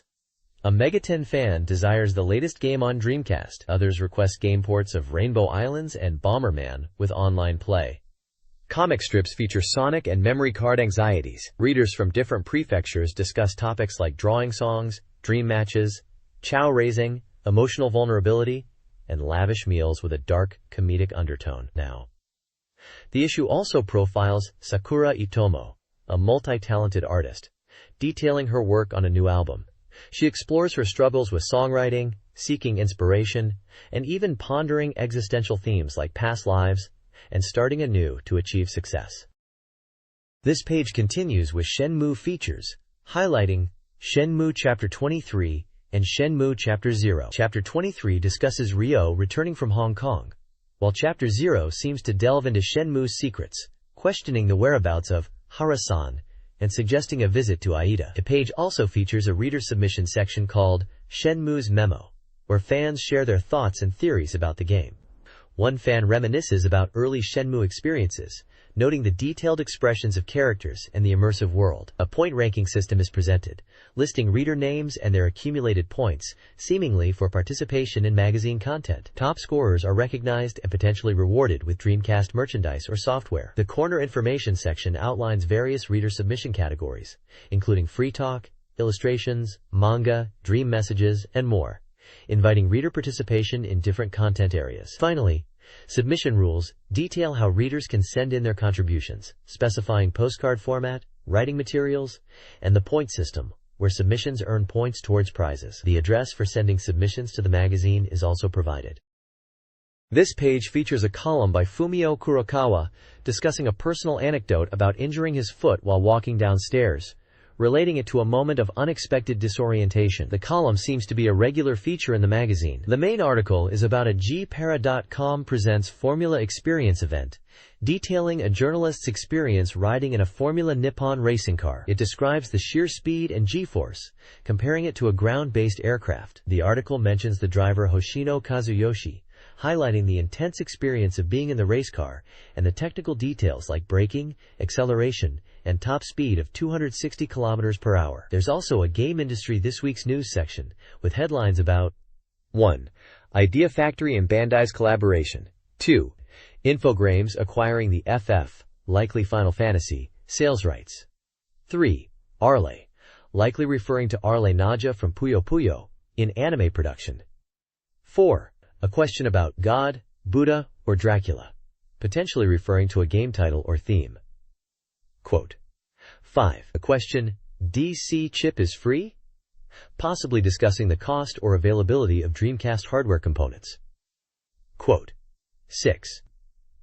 A Sega evaluation with the rating B2 headwind, suggesting a negative outlook on Sega's current market position and business performance, noting that while sales are recovering, the overall environment is still challenging. It mentions the need for Sega to focus on their core strengths and regain market share. This page highlights the re-release of the classic OVA anime series Megazone 23 on DVD VIDEO and DVD BOX. It details the original release timeframe of the series across the 80s, highlighting Megazone 23 from 85, Megazone 23 Part 2 Secret Dasai from 86, and Megazone 23 Part 2 I Eve's Awakening Liberation Day from 89. It mentions the DVD release is set for December 16th. The article explains the premise of Megazone 23, focusing on the character Eve and the mystery surrounding her true identity. It briefly outlines the plot across the 3 parts, noting the protagonist Shugo Yahagi's involvement with a transforming motorcycle-like weapon called Garland, and his journey to uncover the secrets of Megazone. It emphasizes the complex setting, fast-paced action, and mature themes that were groundbreaking for anime at the time. The re-release is described as featuring updated character designs for each volume, and includes a bonus 12cm CD featuring a remastered EP record. In the topics section, there is a piece about Popey the Performer, a pop art CG anime that was set to be broadcast on Kids Station from December 19th. It describes the story as revolving around Popey, a clown in training, and his helper Kedamono, in a slightly warped but fun style. Finally, the News and Presents section announces a giveaway of Popey the Performer DVD video to 3 people, provided by Kids Station. It lists the application details and deadline of December 8th for entries. November 24th and 25th, see several anime DVD releases. Handmade May Memory. 2/5 is a sci-fi romantic comedy. Seikai no Senki Volume 03 features space battles. You're Under Arrest DVD BOX1 is the final release of the series. Versailles no Bara DVD BOX 1-inch includes episodes 1 to 20. Cardcaptor Sakura Movie Edition is also available. Original new video series Dirty Pair OVA Volume .1 is the first of the OVA series. Sengoku Majin Goshogun DVD BOX is a limited edition set. Additionally, 3 18+ OVAs are advertised. 18 Forbidden Creation Century Devadasi Volume 1, 18 Forbidden Love Princess Second Story, and 18 Forbidden Security Guard First Story. TV broadcasts include Genma Taizen, Harmageddon, on Kids Station, and Wakakusa no Charlotte, on Family Gekijo. This page is a manga strip titled Something Yoshimatsu Theater Episode 96, which is an Xbox pre-order start in NY commemoration manga. It humorously depicts the changing landscape of the games industry, with references to consoles. The manga starts with a character surprised by Reach Litzers at an American airport, then shifts to a commentary about the giant game industry, where humanity faces a new era of evolution. There is a visual gag about inserting a PS2 disc, and a discussion about 2A being better. Finally, there's a mention that Outrun 3D is not being released, referencing growing competition, and the character concludes that it's time to remove the 3D glasses. This page is another chapter of the manga series DC Wonderland by Tokumitsu Yasuyuki. In this episode, titled True Gachinko, it appears to be humorously comparing the Dreamcast and SNK's Neo Geo Pocket. The manga starts with a character commenting on how unbelievable the current game landscape is, highlighting the SNK vs. Capcom battle. The character DC Kamakiri appears and is questioned about what they are. Someone describes him as a superhero reminiscence, and DC Original Destron, who is wanted. The manga then shows the character with Gearger eyes, and the text mentions the enemy's eyes are spinning. It then depicts a character pressing a power button labeled Mushidashi, meaning to push out, extract, and the text mentions pressing it will pop out. The final panel shows a character in a defeated state exclaiming, "Die!" The manga seems to be a humorous take on gaming rivalry and character archetypes from the era, likely poking fun at the Dreamcast and its competitors in a lighthearted manner. This page is an interview with video creator Joji Ida, discussing his Another Heaven DVD release. The interview delves into the themes of evil intent and how to confront it in his work, particularly in Another Heaven. He mentions the game being explored through various media, like TV dramas, novels, internet content, games, and attractions. Ida highlights the focus on the darkness of humans in Another Heaven, and the message that there are people who can overcome evil intent. He also talks about his game fan background and enjoying games like Space Channel 5 and Seaman. The page also features a profile of Ida Joji, born in 1959, mentioning his early filmmaking using 8mm film and his involvement with video software like Kickrops. He is known for works like Nighthead, Spiral, and the TV drama Another Heaven, alongside other works like The Last Case, Sand Princess Return Journey, and Gift. There is also an advertisement for the Another Heaven DVD, released on December 6th, priced at 4,700 yen, featuring bonus footage of making-of and interviews. The TV series Another Heaven Eclipse boxed set is also advertised, priced at 19,200 yen. This page lists a wide range of software and hardware for sale across multiple Sega and related consoles, including Dreamcast, Saturn, WonderSwan Color, Mega Drive, Mega CD, and Game Gear, alongside DVD software. For Dreamcast new software, highlighted titles include F1 World Grand Prix 2, Sega Tetris, Quiz-A, Goddess Sama, in both regular and limited editions, Charge N Blast, and Guilty Gear X. Saturn new software features Eldora D-Gate Volume 2, Napachi no VPA-CHI, CR Shout, Flower Support Core 3, and Napachi VPA-CHI again. Dreamcast used software includes titles like Biohazard 3, Last Escape, Resident Evil 3, Nemesis, Sakura Wars, Sonic Adventure, and Virtua Fighter 3 TB. Dreamcast peripheral devices listed are the Dreamcast Gun and Dreamcast Keyboard, Controller, and Memory. Saturn peripheral devices include keyboards, terminal cables, Saturn consoles, joypads, stereo AV cables, and various others. WonderSwan Color new software features Gunpei EX, Final Fantasy, and Final Fantasy II. WonderSwan Color new hardware is listed as the WonderSwan Color Crystal Blue. DVD new software includes Melty Lancer Silver Galaxy Police 2086 SE. Teleca Corner lists various titles at 500 yen each. The page also includes sections listing Mega Drive, MD Sports, MD peripheral devices, Mega CD, and Game Gear software, all with prices, indicating a wide selection available for purchase. Finally, payment and ordering methods via phone and FAX are detailed. The next page is an questionnaire for Dreamcast Magazine readers.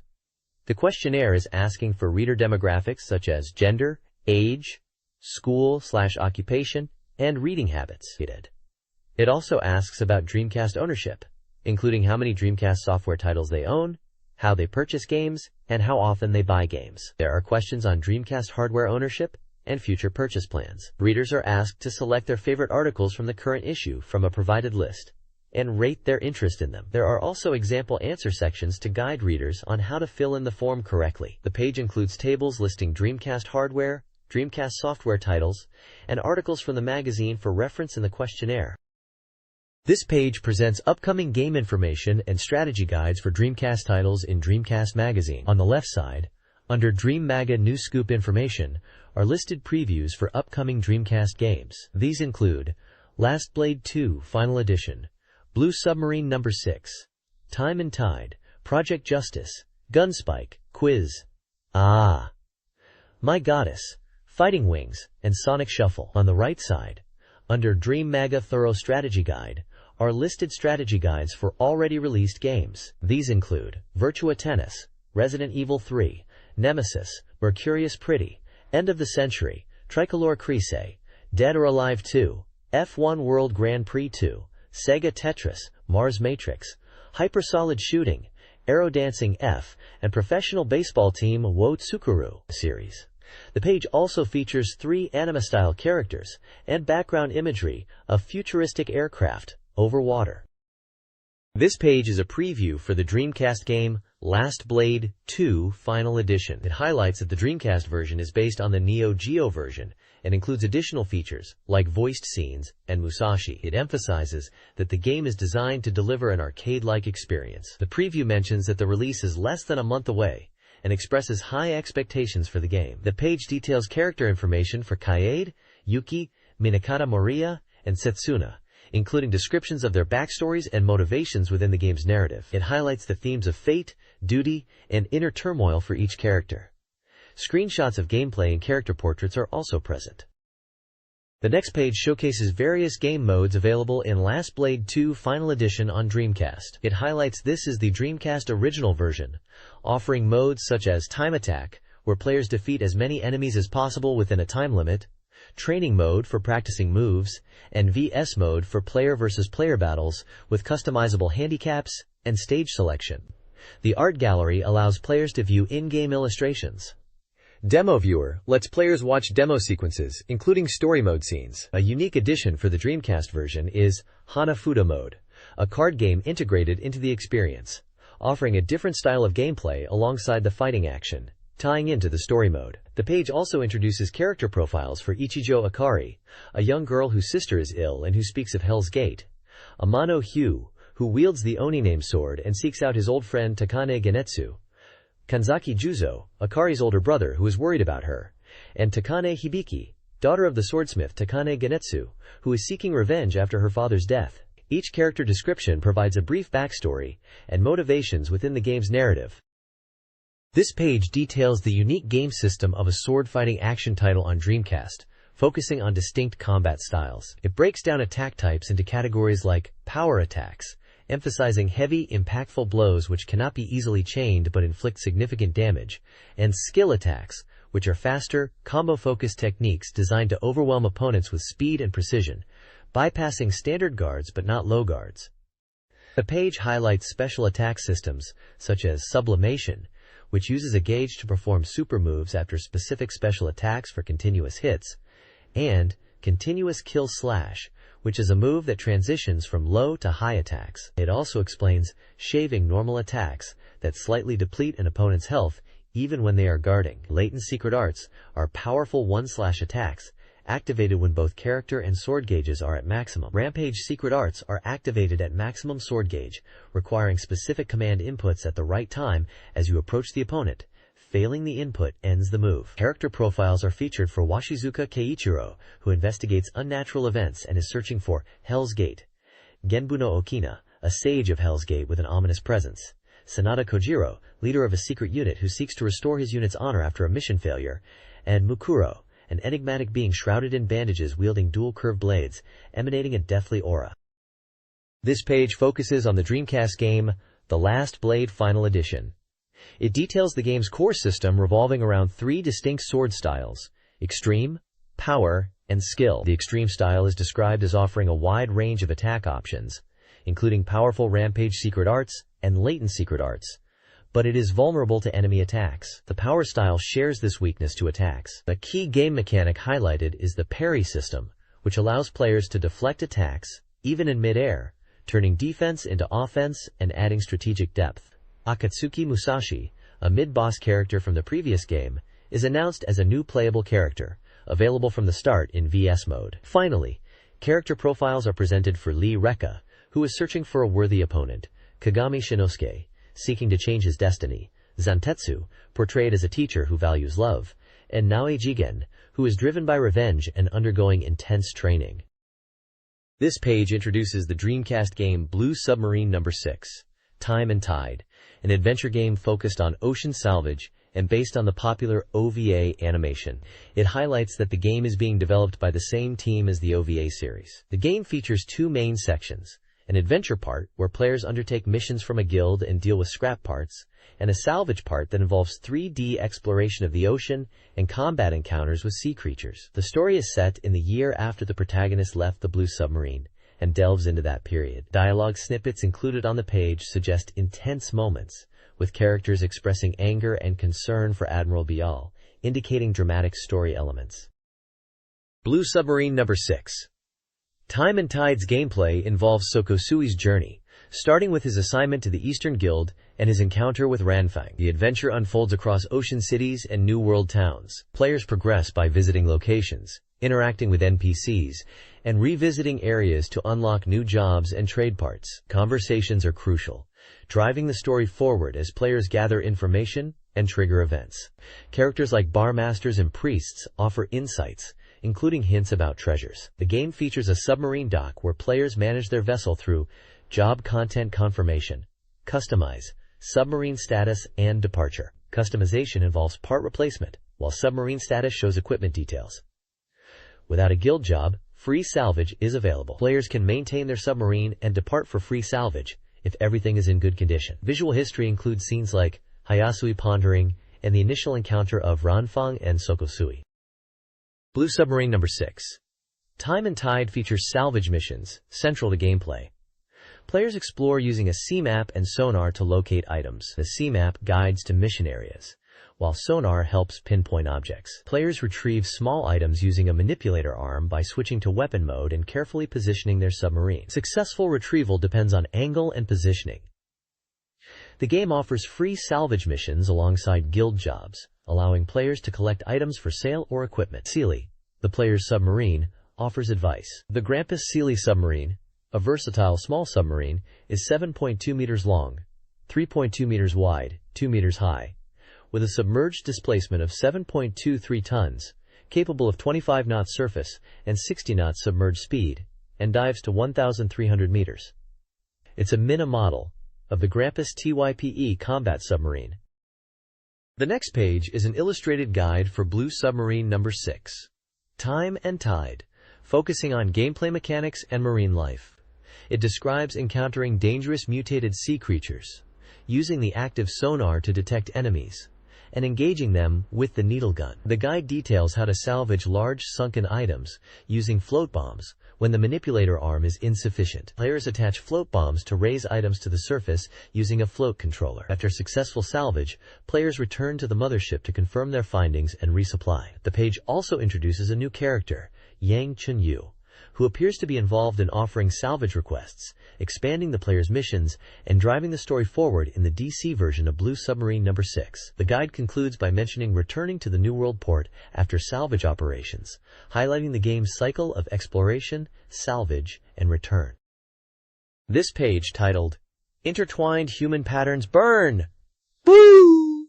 Is a preview for Moero, Justice Gakuen, known internationally as Rival Schools 2, Project Justice. The first section, Batsu and Hayato, unexpectedly they were brothers, reveals a plot point from the previous game. It explains that Hayato, who was manipulated in the previous title, is actually Batsu's older brother and the son of Raizo. The preview highlights the interconnected relationships between characters. It introduces Vatsu, a mysterious character resembling Batsu, who is causing trouble and seems to be connected to the story of Burn Justice School.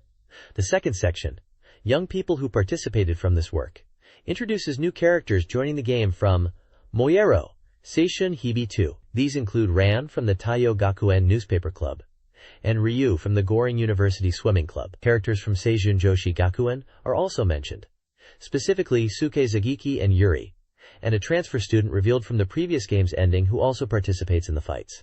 Additionally, members from the Goring High School Tennis Club, and the Taiyo Gakuen Committee chairman who learns karate through correspondence courses are also mentioned as participants in the game. The page focuses on the expanded roster of characters and deepened story elements in Rival Schools 2, Project Justice. The next page, titled Burning Character Relationship Diagram, details the character relationships in Rival Schools 2, Project Justice. The diagram maps out connections between students of different schools. Taiyo Gakuen, 5-Ring High School, Pure Female Academy, and Foreign Road High School. It highlights relationships like parent and child, friends, rivals, and even love rivals, showing how intertwined the characters are. Check 3, 5-Ring University Establishment, explains that 5-Ring High School has established a university within the school grounds called 5-Ring University. Characters from the previous game, who were third-year high school students, like Hideo and Masaru, have now enrolled in this university, furthering their skills. Check 4, Kujuro Shima had a sister, reveals that Kujuro Shima has a sister named Eureka. This section hints that Eureka might be a key person in the story. Check 5, only Hideo returned to school, discusses Hideo, mentioning that while other third-year students from Foreign Road High School graduated, Hideo had to repeat a year. This was due to his past actions and a need for self-reflection, leading him to return to Foreign Road High School as its top student again. This page previews the Dreamcast version of Gunspike, highlighting that it is finally complete. It mentions that sample ROMs have arrived, showcasing screenshots directly from the Dreamcast version. The article emphasizes that the Dreamcast port is so perfect that even arcade veterans won't notice any difference, praising its flawless transition.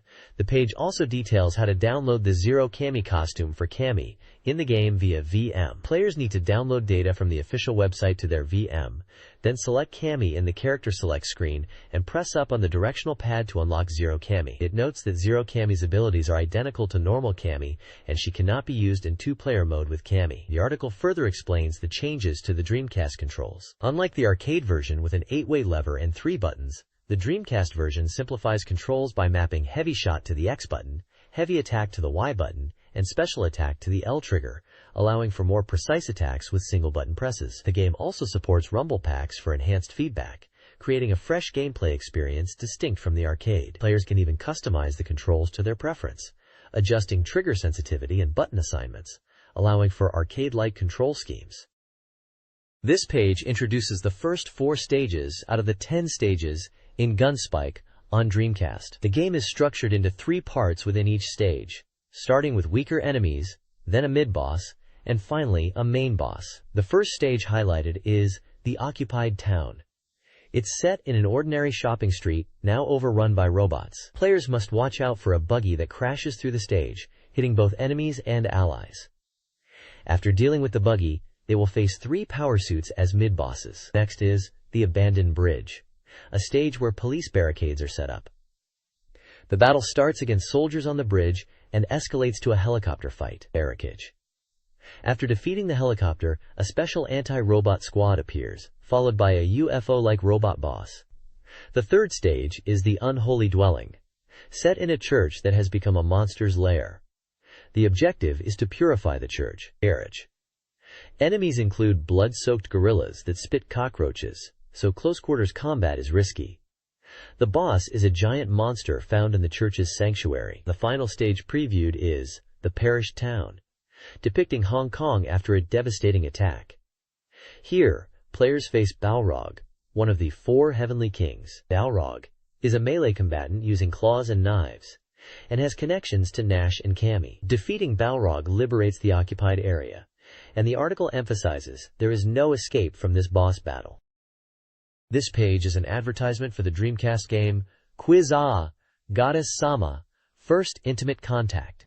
It's described as a quiz adventure game based on the popular Oh My Goddess series. The game features orthodox 4-choice quiz gameplay with over 6,000 questions, and it's stated that an arcade version of this game had already been in operation since spring. The Dreamcast version is touted as a port and improvement of the arcade game. The advertisement highlights the game's release date of November 30th at a price of 5,800 yen, 300 points. It mentions a limited box edition priced at 8,800 yen. The game is categorized as Quiz plus AVG, quiz adventure. The text encourages players to test their knowledge and mental strength, with quizzes featuring goddess characters and voice acting from the anime and movie versions. It also mentions plentiful OMake extras as a highlight.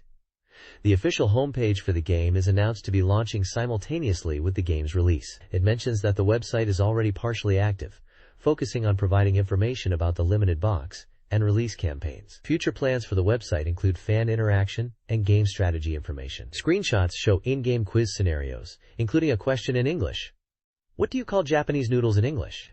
The choices are job card, name card, business card, and cash card. Another screenshot shows gameplay with the goddess character. Dreamcast Magazine highlights the plot of Quiz Goddess Sama, First Intimate Contact. The game follows Lind, a goddess investigating anomalies at Nekomi Industries, and her alliance with Belle Dandy to combat the demon Mara. Though Mara is defeated, a magical barrier remains, hinting at a greater threat. Hild, a powerful demon, and Ujerd's mother, is also involved, her actions fueled by affection. Skuld develops a spell sonar to understand Hild's motives. The situation escalates as Mara holds a rampaging demon festival and concert, causing a crisis. The game's limited edition includes a bonus GDROM, with movie demos, a sound test, and a song collection, to replicate the theatrical experience. This page showcases the game Sonic Shuffle for the Sega Dreamcast, highlighting it as a party game with up to 4 players, boasting 90 minigames. It's described as a Sonic version of a party game, emphasizing its fun and engaging gameplay, perfect for friends to play together. The page details gameplay mechanics, like using cards to move on a board, collecting precious stones to win, and using rings strategically. The game revolves around collecting emblems to determine the winner at the end. Players use cards to navigate the board and trigger events, aiming to collect precious stones. Rings are crucial and can be used as defense or currency in shops. The board contains various spaces with different events, including minigames and quests, which can award rings and emblems. The game features characters like Sonic, Tails, Knuckles, and Amy in the screenshots. Sonic Shuffle features distinct abilities for its playable characters. Sonic uses the spin dash for increased movement and light spin attack in battle. Knuckles can climb and performs a dash punch attack. Tails utilizes propeller flight on specific squares and has a continuous tail spin attack. Amy employs her hammer jump for movement and spin hammer in battle. The game includes 2 map stages: Emerald Coast, a watery stage with time limits, and Firebird, a flying fortress. Players utilize rings in the shop to purchase Force Jewels. Encounters on pink squares trigger card-based battles. Precious Stone events transform characters into stone monsters, which players must defeat. Happening events, triggered by Eggman, introduce unpredictable elements and minigames. This page is an advertisement for the Dead or Alive 2 Perfect Guidebook for the Dreamcast. The page emphasizes that it's a complete guide for Dead or Alive 2, aimed at everyone from beginners to expert players. It highlights that it covers all aspects of the Dreamcast version, including techniques for all 14 characters like Bayman and Hayabusa, detailed combo strategies, and tactics for versus play and survival modes. The advertisement also mentions it's a 264-page, a 5-sized, full-color guidebook, and is currently available for purchase. The image prominently features 2 female characters from Dead or Alive 2, likely Kasumi with red hair and Ayan with purple hair. This guide focuses on conquering Virtua Tennis's arcade mode on the Dreamcast. The mode consists of 5 rounds, each on a different court surface and tournament. Players are advised to hit to the corners on hard courts, Australia Challenge, return to the center on clay, French Cup, exploit open space on hard courts, US Super Tennis, use volleys and lateral movement on grass, the Old England Championships, and find openings and utilize lobs on carpet, Sega Grand Match. An interview with director Katsumoto Tatsukawa reveals the development team's goals: to expand content, replicate the arcade experience, and improve character visuals. The team aimed for a less stressful, more realistic experience, with details like footprints and ball trails. While slight gameplay balance differences exist from the arcade, the Dreamcast version allows for more nuanced movements and strives for long-term enjoyment.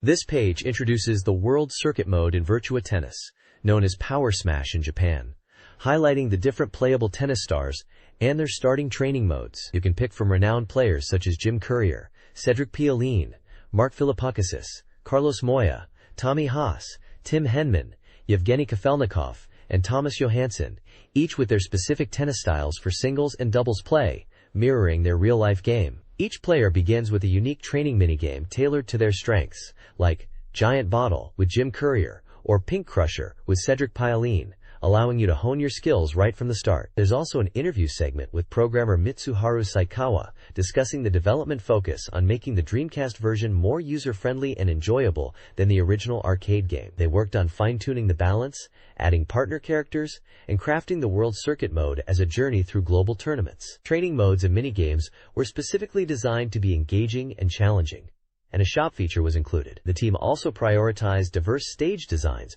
reflecting various countries and incorporated original characters, ensuring a rich and expansive Virtua Tennis experience for the Dreamcast. This guide details strategies for Virtua Tennis's minigames, Pin Crasher and Big Wall. Pin Crasher emphasizes precision, aiming for the front pin, and fallen pins for efficiency. Big Wall requires hitting panels from the edges, avoiding close proximity, and making precise adjustments as panels shrink. The guide also mentions the game's shop, with purchasable items and stages, like Timbergen, Euler, Spain, and Sweden, with items varying by location. A first ISAO Open network tournament for Power Smash is announced, with rankings and prizes. The guide features an interview with hitmaker designer Kazuko Noguchi, and a comment from Tachikawa. They discuss the game's realistic graphics and emphasis on minigames for skill development. They aim to create a diverse experience and anticipate positive reception for the domestic version, especially the network matches. This strategy guide focuses on Resident Evil 3, Nemesis branching pathways within the town area. It highlights critical live selection choices that dramatically alter gameplay. Key decisions include raising power at the power plant to avoid the Nemesis, and the back alley Nemesis encounter. The parking lot choice dictates survival. Choosing jump out the window in the streetcar sequence optimizes the clock tower route. The guide also covers interactions with Carlos, noting that rescuing him at the gas station leads to different events than abandoning him. The order in which you meet Carlos impacts later scenarios at the newspaper office and pharmaceutical company. It also explains that jumping out of the streetcar provides valuable items and a challenging, rewarding encounter with the Nemesis, while other choices result in alternative outcomes, including different items and potentially tougher scenarios. This guide details the branching paths in Resident Evil 3's clock tower based on streetcar choices. These choices significantly impact gameplay, affecting the starting location, item placements, and even enemy encounters. Key changes include starting location alterations, window jump versus courtyard, swapping item locations, green gem, clock tower keys, lure key, bezel key, altered Carlos interactions, affecting grenade freeze bullet acquisition, and shifted enemy placements, zombies versus dogs. The overall route through the clock tower is modified, particularly due to key swaps. However, puzzle solving remains largely consistent after the bezel key is used. The guide provides detailed maps reflecting the different paths and enemy placements, with a screenshot showcasing a giant spider encounter. Following the jump from the window choice in Resident Evil 3, the guide details the clock tower gameplay. Players face a zombie surprise event in the bedroom, using a key that triggers an attack. They then encounter the main floor arrow, Mines Thrower, a powerful but slow weapon. Combining it with infinite bullets creates a rapid-fire upgrade. The guide then advises on the dance hall, which also triggers a zombie encounter after using the bezel key. The music box adjustment puzzle in the machine room requires players to match a tune. Finally, on the balcony, facing Nemesis, a live selection presents two choices.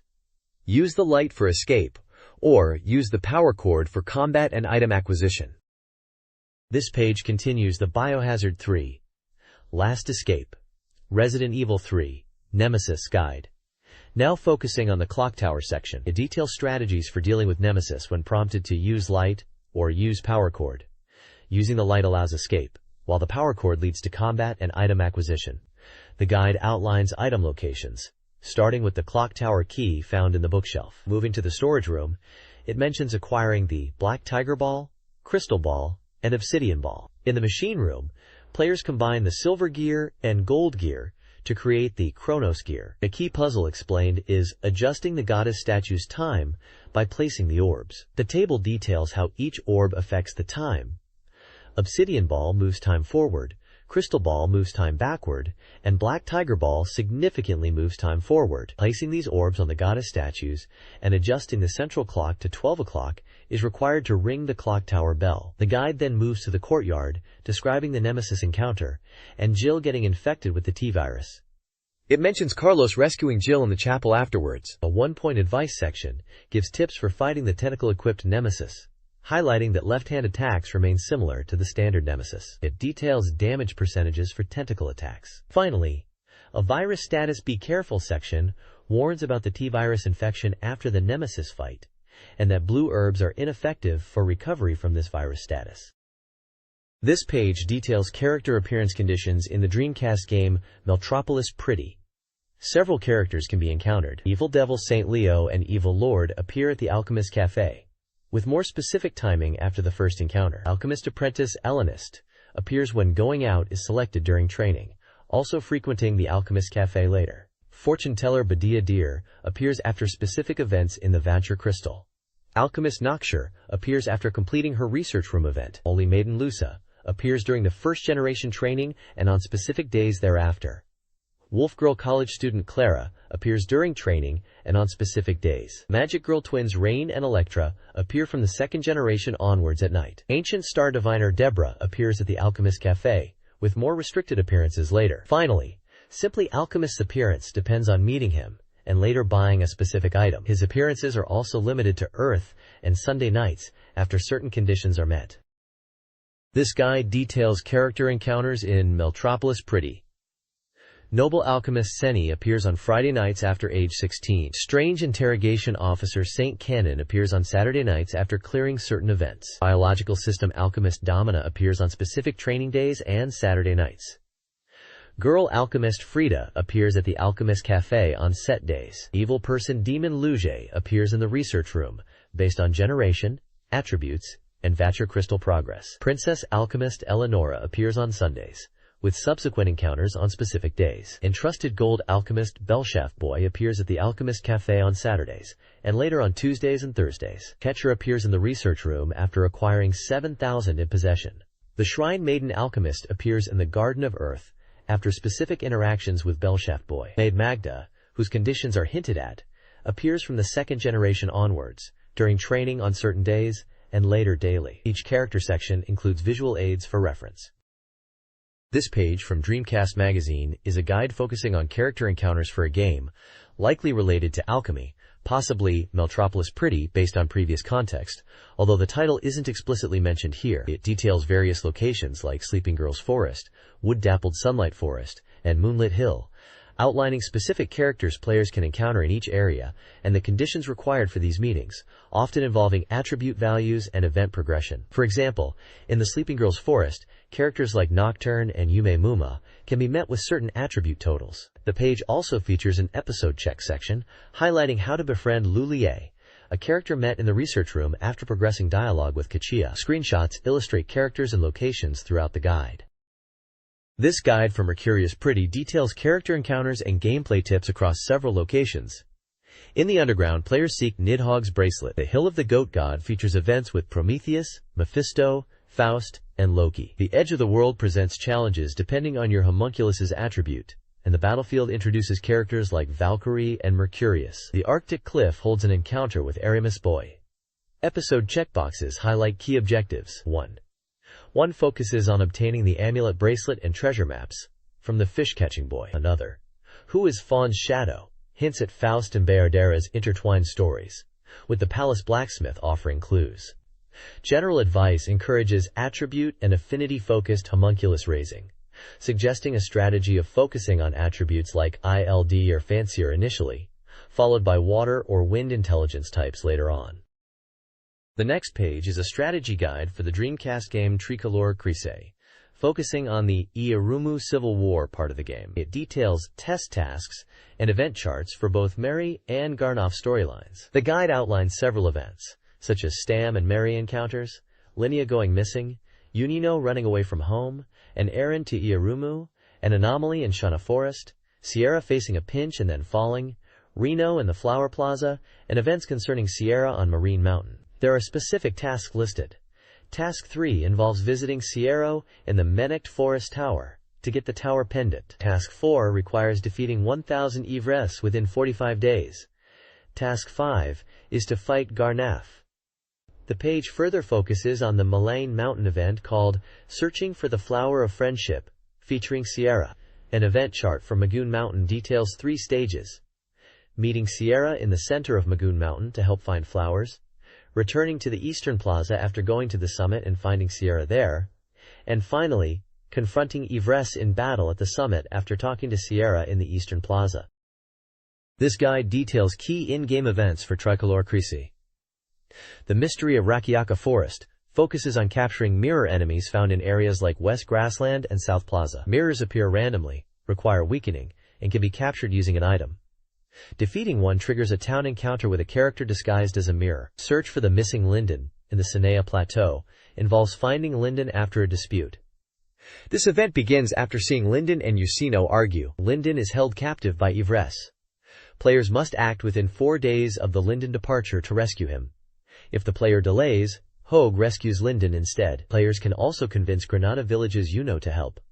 Finally, top secret mission from the 6 Pillars.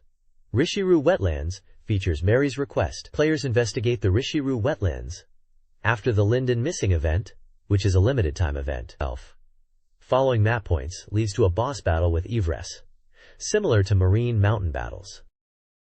This guide section of Tricolore Crise focuses on the Guardian's Sanctuary, Maru. An earthquake reveals the sanctuary, starting a chain of events triggered by speaking to Mercury after the Linea's power event. These include exams and lead to breaking the Quiet Barrier and pursuing Alnarda.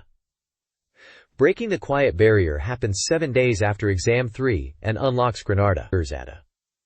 Pursuing Alnarda starts there, ending at the Sanctuary. The guide also covers the Maru Ivres event and mentions Rakusoru. It then provides answers for Mendry's written exam, categorized by subject, and includes examples. Finally, it details events in Shiro Plains, including Rakusoru's lair, Task 4, Retrieve the Silver Bell, and Stam's Memories, which involve locations and specific actions within the game. This page is a strategy guide section for Tricolore Crise, focused on events within Yelmu Palace, detailing Kashaf's rebellion. The story involves Kashaf, who is dissatisfied with the current king and starts a rebellion with Anemia. The events in Yelmu Palace are triggered by building relationships with Sierra. There's a walkthrough section detailing Test Subject 5, End Declaration, from Mary's tests, and a related event chart. Events include Anemia's whereabouts, Gin's situation, where Gin is protected by Kashaf, and Fotis clan rescue, where you search for hidden keys in the first floor office to free the Fotis clan. The page also highlights the Road to Mastering the Strong Sword event, focusing on Cyan. This event chain includes Cyan's Meeting, Cyan's Awakening, Cyan's Gift, Cyan and Lanan, Lakia Stronghold Rescue, Liberation of Cyan's Village, and finally, Mastering the Strong Sword, all triggered by meeting Lanan and visiting Cyan's room before starting the serum tests. Lastly, there's a topic promoting a Janus Garage Kit figure by Kotobukiya, scheduled for release in mid-February, with a price of 7,800 yen. It mentions the figure's sculptor and the popularity of Janus, suggesting more figures might be considered if this one is well received. This page dives into a survival strategy guide for Dead or Alive 2.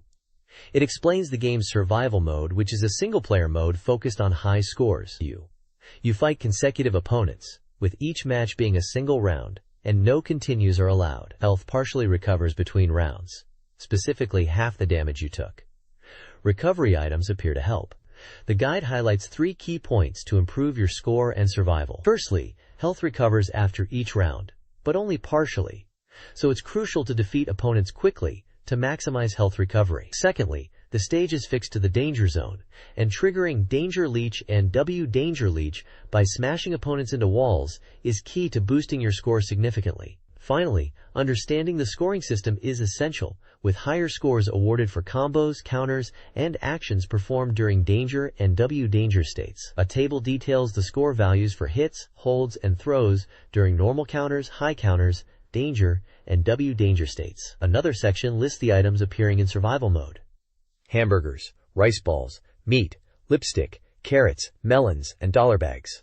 These items have different recovery values depending on whether you are in a normal, danger, or danger state. The guide concludes by recommending players practice using free steps to effectively collect items and maintain advantageous positions to trigger danger leech.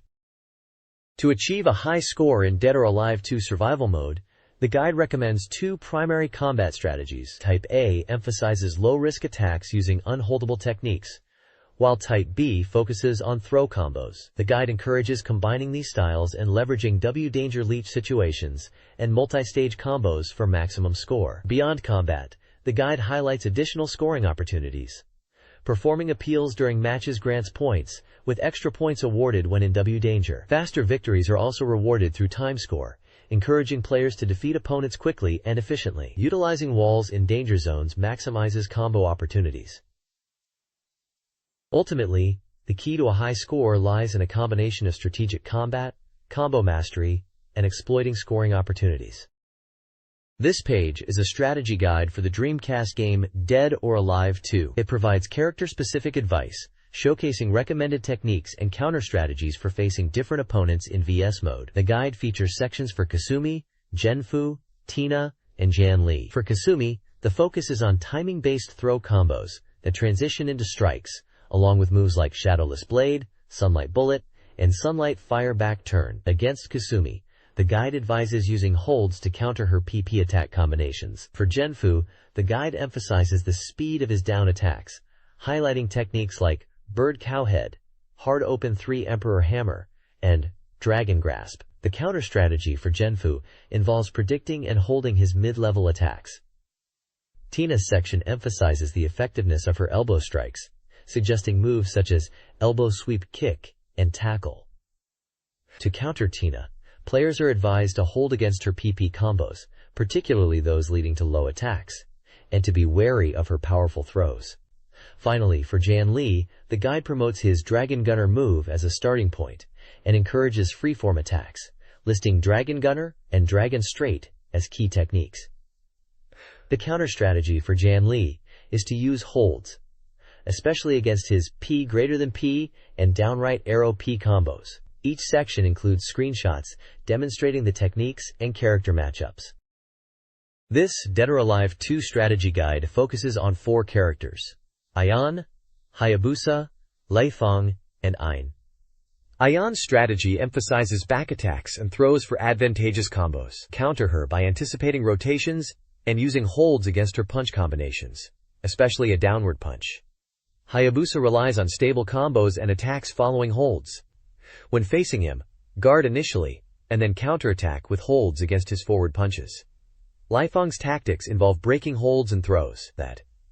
The guide suggests holding mid-level attacks, like her PP to PK combo, specifically a middle punch. Finally, Ein utilizes wall throws, combos, and stage items. Defeat him by focusing on low holds, as his CPU combos often end with low attacks. This document provides strategic advice and playback analysis for the Dreamcast game F1 World Grand Prix 2 based on the 1999 season.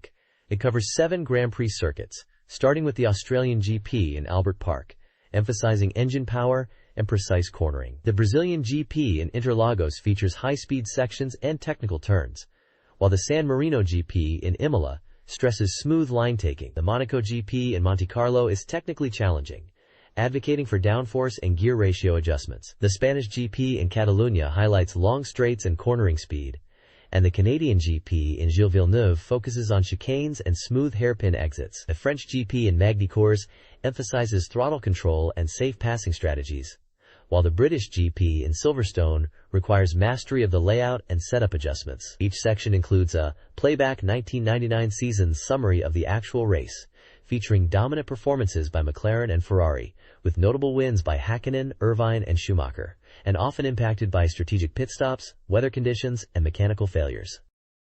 The F1 World Grand Prix 2 Strategy Guide details strategies for several races. The Austrian GP requires careful cornering, while the German GP prioritizes top speed. The Hungarian GP favors higher downforce and precise cornering.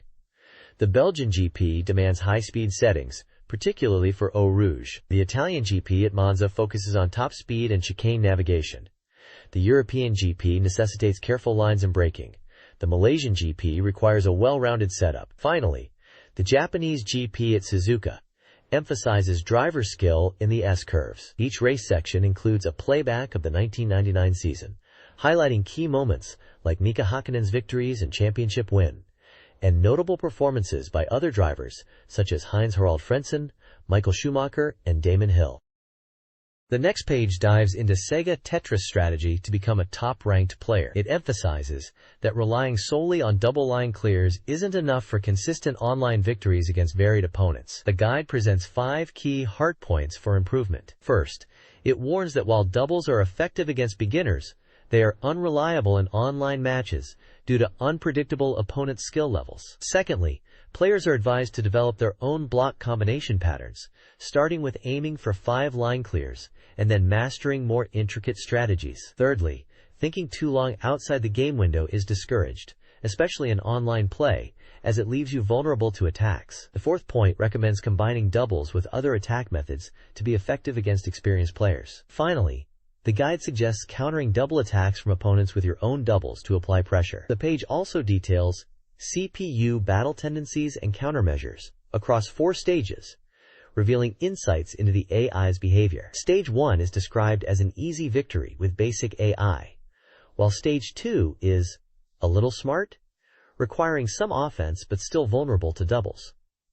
Stage 3 is with continuous doubles, where the AI aims for splits but isn't effective, making continuous doubles a viable strategy. Stage 4, however, is titled Don't Rely on Doubles, as the AI rarely uses doubles, and players are advised to diversify their attacks and avoid relying solely on doubles in this stage. To excel in Sega Tetris, go beyond basic double line clears and adapt your attack strategy to your opponent's style. Target your attacks, considering where your opponent stacks blocks and where they last cleared lines. Different attacks have varying effects. Doubles create gaps, triples are effective, and Tetris attacks significantly raise the opponent's field. Utilize missile attacks, a Sega Tetris exclusive, to disrupt opponent setups. Counter these by building lightning rods to absorb damage. The text also provides advice based on playstyles. Flexible players need instant judgment, while fast players should prioritize speed and solid foundations. Stage-specific strategies are outlined, ranging from building up for powerful attacks in Stage 5 to maximizing speed and mastering specific attacks in later stages. Finally, clearing the game unlocks new content, encouraging continued play. This page focuses on improving your skills in Mars Matrix, a Dreamcast shooting game, by utilizing its systems. It details how to use the game's online features, noting that Capcom has a dedicated website for Dreamcast games, where players can check rankings and leaderboards. The article mentions that rankings are updated regularly, and players should register their high scores. The page also highlights the Internet message board, suggesting it's a place for beginners to advanced players to ask questions and exchange information, referencing examples of typical player queries regarding shooting levels. For players finding the arrange mode too difficult, the guide recommends using the in-game shop to purchase power-ups and upgrades to make progress easier. It specifically recommends 2 upgrades: GHB charge speed, which speeds up the charge of mosquitoes and gravity hole bombs, allowing for faster and more frequent use, and ship speed, which changes the ship's movement speed. The page explains that while faster ship speed is advantageous, it can also make it harder to dodge enemy fire, suggesting players adjust it to their preference, especially those who usually use the Red Mosquito 01 ship. Screenshots illustrate the effects of these upgrades in gameplay. Stage 3 of Mars Matrix is a challenging level with 3 key areas. The high-speed bullet enemy section advises luring and dodging enemy fire using Chodemos. The warp enemy attack zone emphasizes prioritizing targets and predicting enemy attacks, with strategies for different warp enemy types. The cube nesting area stresses destroying cubes for high combos and using small movements, or Chodemos, to evade attacks. The boss battle with Scarab is a 3-phase encounter. Phase 1 involves using piercing cannons during an opening. There's alls. Phase 2 requires positioning above the boss and retreating to the bottom of the screen to avoid blue bullets. Parry. Phase 3 involves dodging piercing cannons from the core by moving left and right and using small movements to evade other attacks. This page is a strategy guide for aerodancing F, focusing on 2 challenges in the base Chugata location. Challenge 4 recommends using the F-16A aircraft to achieve a target score of 26,500 points. The guide highlights 2 key points for Challenge 4. Firstly, perform a 180-degree roll between rings 1 and 2. Secondly, maintain awareness of your aircraft's orientation to succeed. Challenge 5 suggests using the F-15DJ aircraft to reach a target score of 30,000 points. For Challenge 5, the guide emphasizes being careful of stalls due to the high number of 500 feet rings and high speeds involved. It also stresses the importance of collecting the blue rings, as they are essential to completing all rings within the time limit, especially given the significant distances in this challenge. Missing a blue ring means restarting the challenge. This guide focuses on Challenge 6 in aerodancing F set in Basel, with a target score of 28,000. Utilizing the F-15DJ aircraft is recommended. Success hinges on 3 key strategies. First, master the flight route, paying close attention after the initial rings due to a steep descent. Use guide arrows and pilot view to maintain ring visibility. Second, manage descent speed carefully, especially when dropping from 15,000 to 500 feet. Air brakes are advised to maintain a speed of around 400 knots. Finally, make subtle speed adjustments to align with the rings prior to descent. Descend directly north, direction 0, and fine-tune aircraft position after the initial blue rings. The page also details the PC version's release on November 16th, including system requirements for Windows 95/98 ME, ranging from a Pentium 2266 MHz minimum to a Pentium 2i 800 MHz recommended for optimal performance. The next page delves into Moto Pro Yaku Team wo Tsukuru More, a baseball management simulation game that focuses on the scouting aspect of the game, detailing how to find and recruit talented players. The page highlights the importance of scouting overseas players and explains the elements that constitute a scout's abilities, such as their search ratio, frequency, and regional expertise. There are rankings of top overseas scouts, categorized by overall ability, and then specifically for pitchers and hitters. These rankings list scout names, annual salaries, contract years, favored scouting regions, and comments on their strengths and weaknesses. The page emphasizes that the top overall scout is Akifumi Akira, known for consistent performance in regions outside of their weaknesses, despite a high salary. This guide section for Moto Pro Yaku Team wo Tsukuru More details player scouting events. The first focuses on a CD debut event triggered by team success. The music genre, pop, rock, or ballads, depends on player age, with success boosting popularity and income. Next, a fortune teller event appears randomly, costing a fee but improving negotiation success with new players. Summer events, with varying budgets, can generate revenue and boost popularity, especially with a strong team. Finally, the Fan Thanksgiving Day, held in December, increases fan club membership and player popularity, though its impact is modest, and the budget should be tailored to the situation to maximize return.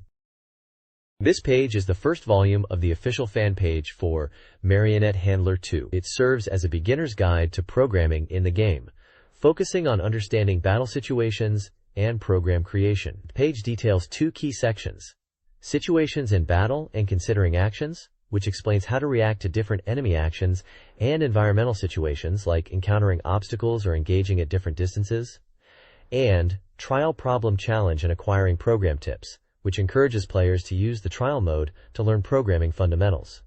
A rescue question box addresses common player issues, specifically why marionettes might not follow programmed instructions, suggesting the use of non-operation chips to manage timing and program flow during movement, particularly for longer distances. The game is described as a programming robot battle simulation, and the page encourages players to improve their skills through testing and refining their programs in trial battles.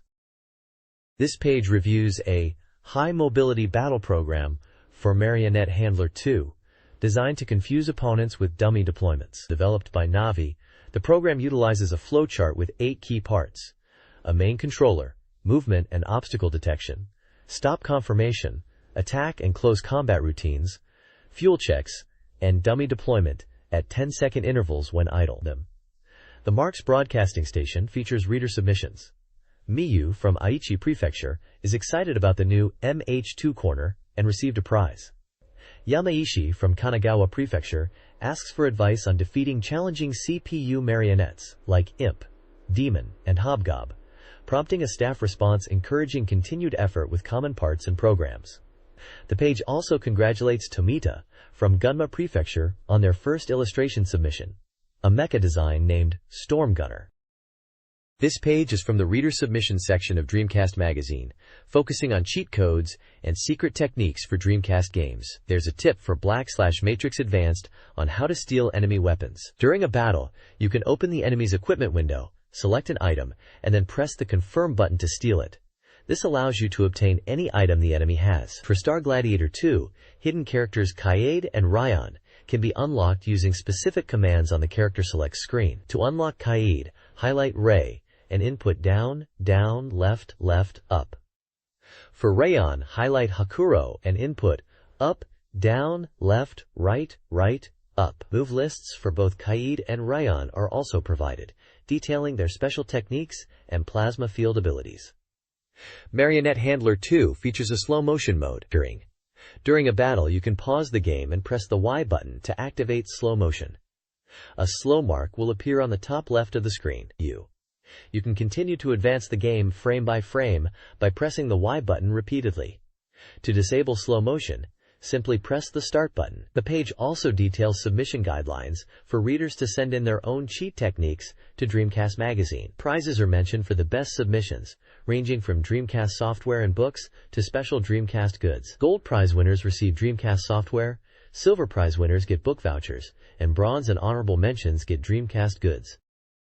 This page showcases Space Channel 5 extensively. It's advertised as a music game available on Sega Dreamcast since December 16, 1999, priced at 5,800 yen or 300 points for one player, requiring 5 VM blocks and supporting VGA and Rumble. There's a talk show feature with Space Sound creator Naofumi Hataya. He discusses sound creation, mentioning using keyboards and tools and working with other sound creators like Dr. Pris and Dr. Rachael. He mentions getting inspiration from outside his window, like pachinko parlors.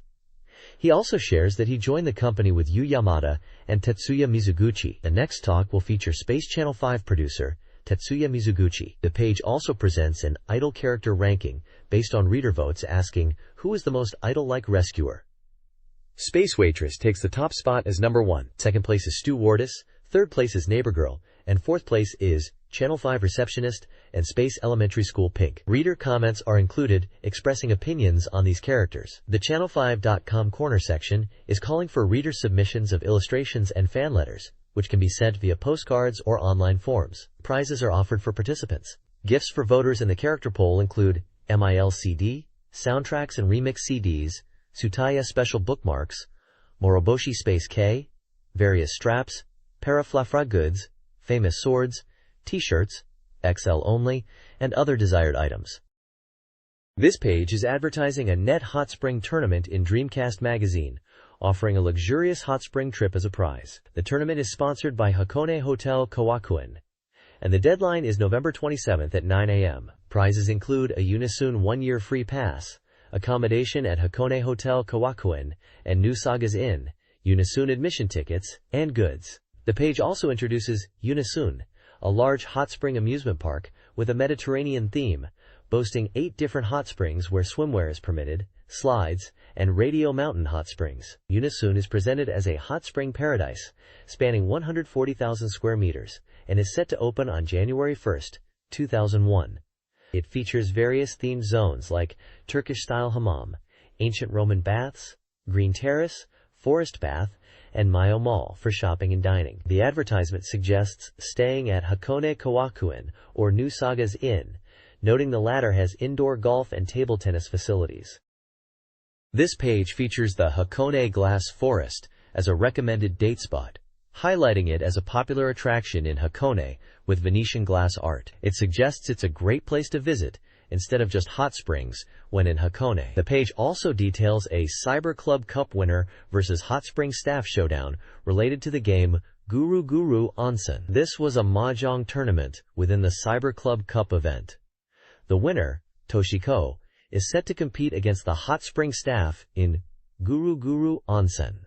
Winning against the staff earns a luxurious Overworks Deluxe Set prize.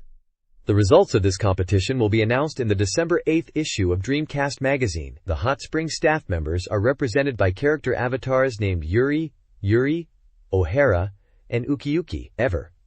Additionally, there's an announcement for the final downloadable content for Guru Guru Onsen, available until November 30th. This final download includes various parts like Mahjong, Trump, and Meisho collection elements. The page showcases a range of customizable character parts, with names like Gorilla, Tulip, Ponytail, Momo, Nasu, Mosquito Coil, Construction Helmet, and many others, offering players extensive personalization options. Finally, the page includes an invitation to join the Guru Guru Onsen Dreamcast Magazine Hot Spring Union, encouraging readers to apply via mail to become union members.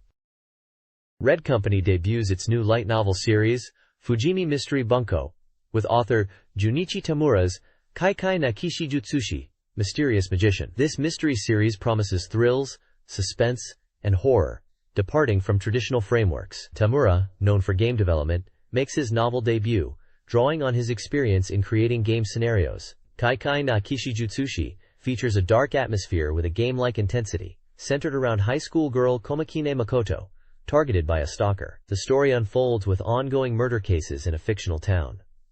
Additional characters include a fortune teller, a curious student, a net idol, and a private investigator. Trottable. Tamura aimed for realistic fear, incorporating contemporary issues like stalking. The illustrations by Red Company are highlighted as a key element, with the author hoping to create a captivating series where characters' viewpoints intertwine. He encourages readers to experience the novel's realistic fear.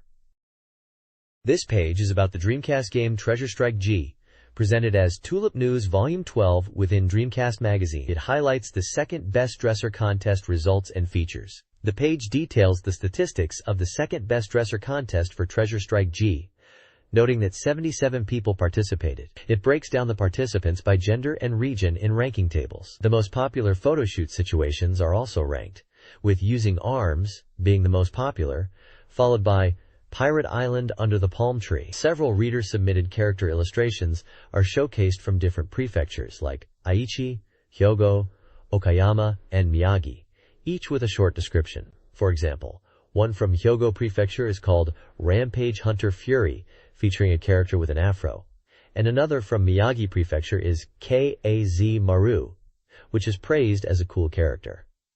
There's a character profile for Bardalia Akemi, described as the owner of Bardalia. Her profile includes details like height, 164 centimeters, birthday, February 26th, and age, 23. It mentions she is a mysterious bar owner who listens to people's dreams. The developer's message humorously references her character's chest size, saying mentioning Bar Mama's name gets you a men response. The page also includes information on how to submit entries for the second BDC contest via mail or email, with a deadline of February 25th. This page is an advertisement for 2001 calendars featuring popular game and anime characters. It's promoting a 2001 calendar grand collection from Dreamcast Magazine. The page highlights game and anime characters together and suggests using the calendars as posters. Featured calendars include Mobile Suit Gundam, Dreamcast, Dragon Quest V 2, Sentimental Graffiti 2, Martian Successor Nadesico, and Love Hina. Some calendars have a present campaign mentioned, indicating potential giveaways. The calendars list details such as size, number of sheets, 7, price, 1,600 yen, and contact information for ordering. This page showcases a variety of 2001 calendars featuring popular anime and game characters. There's a DGI Sherrett calendar, a One Piece calendar highlighting the TV animation, and a Sakura Wars calendar which is popular in both game and anime forms. They also feature calendars for Pokemon, Neon Genesis Evangelion, The King of Fighters 2000, and Oh My Goddess. Additionally, you can find calendars for Yu-Gi-Oh!, Duel Monsters, Aquarian Age, and Cardcaptor Sakura. For desk calendars, there is a Puyo Puyo calendar and a daily Cardcaptor Sakura calendar. Finally, there's a Sega Prize calendar, which is highlighted as being popular despite a general decline in calendar sales. Many of these calendars are being offered as presents or giveaways to a limited number of lucky readers. This page continues to feature a range of 2001 calendars highlighting popular characters.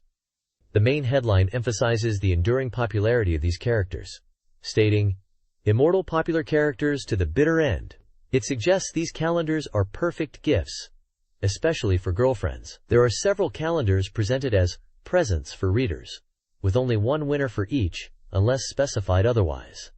The featured calendars include Snoopy Calendar, Peanuts.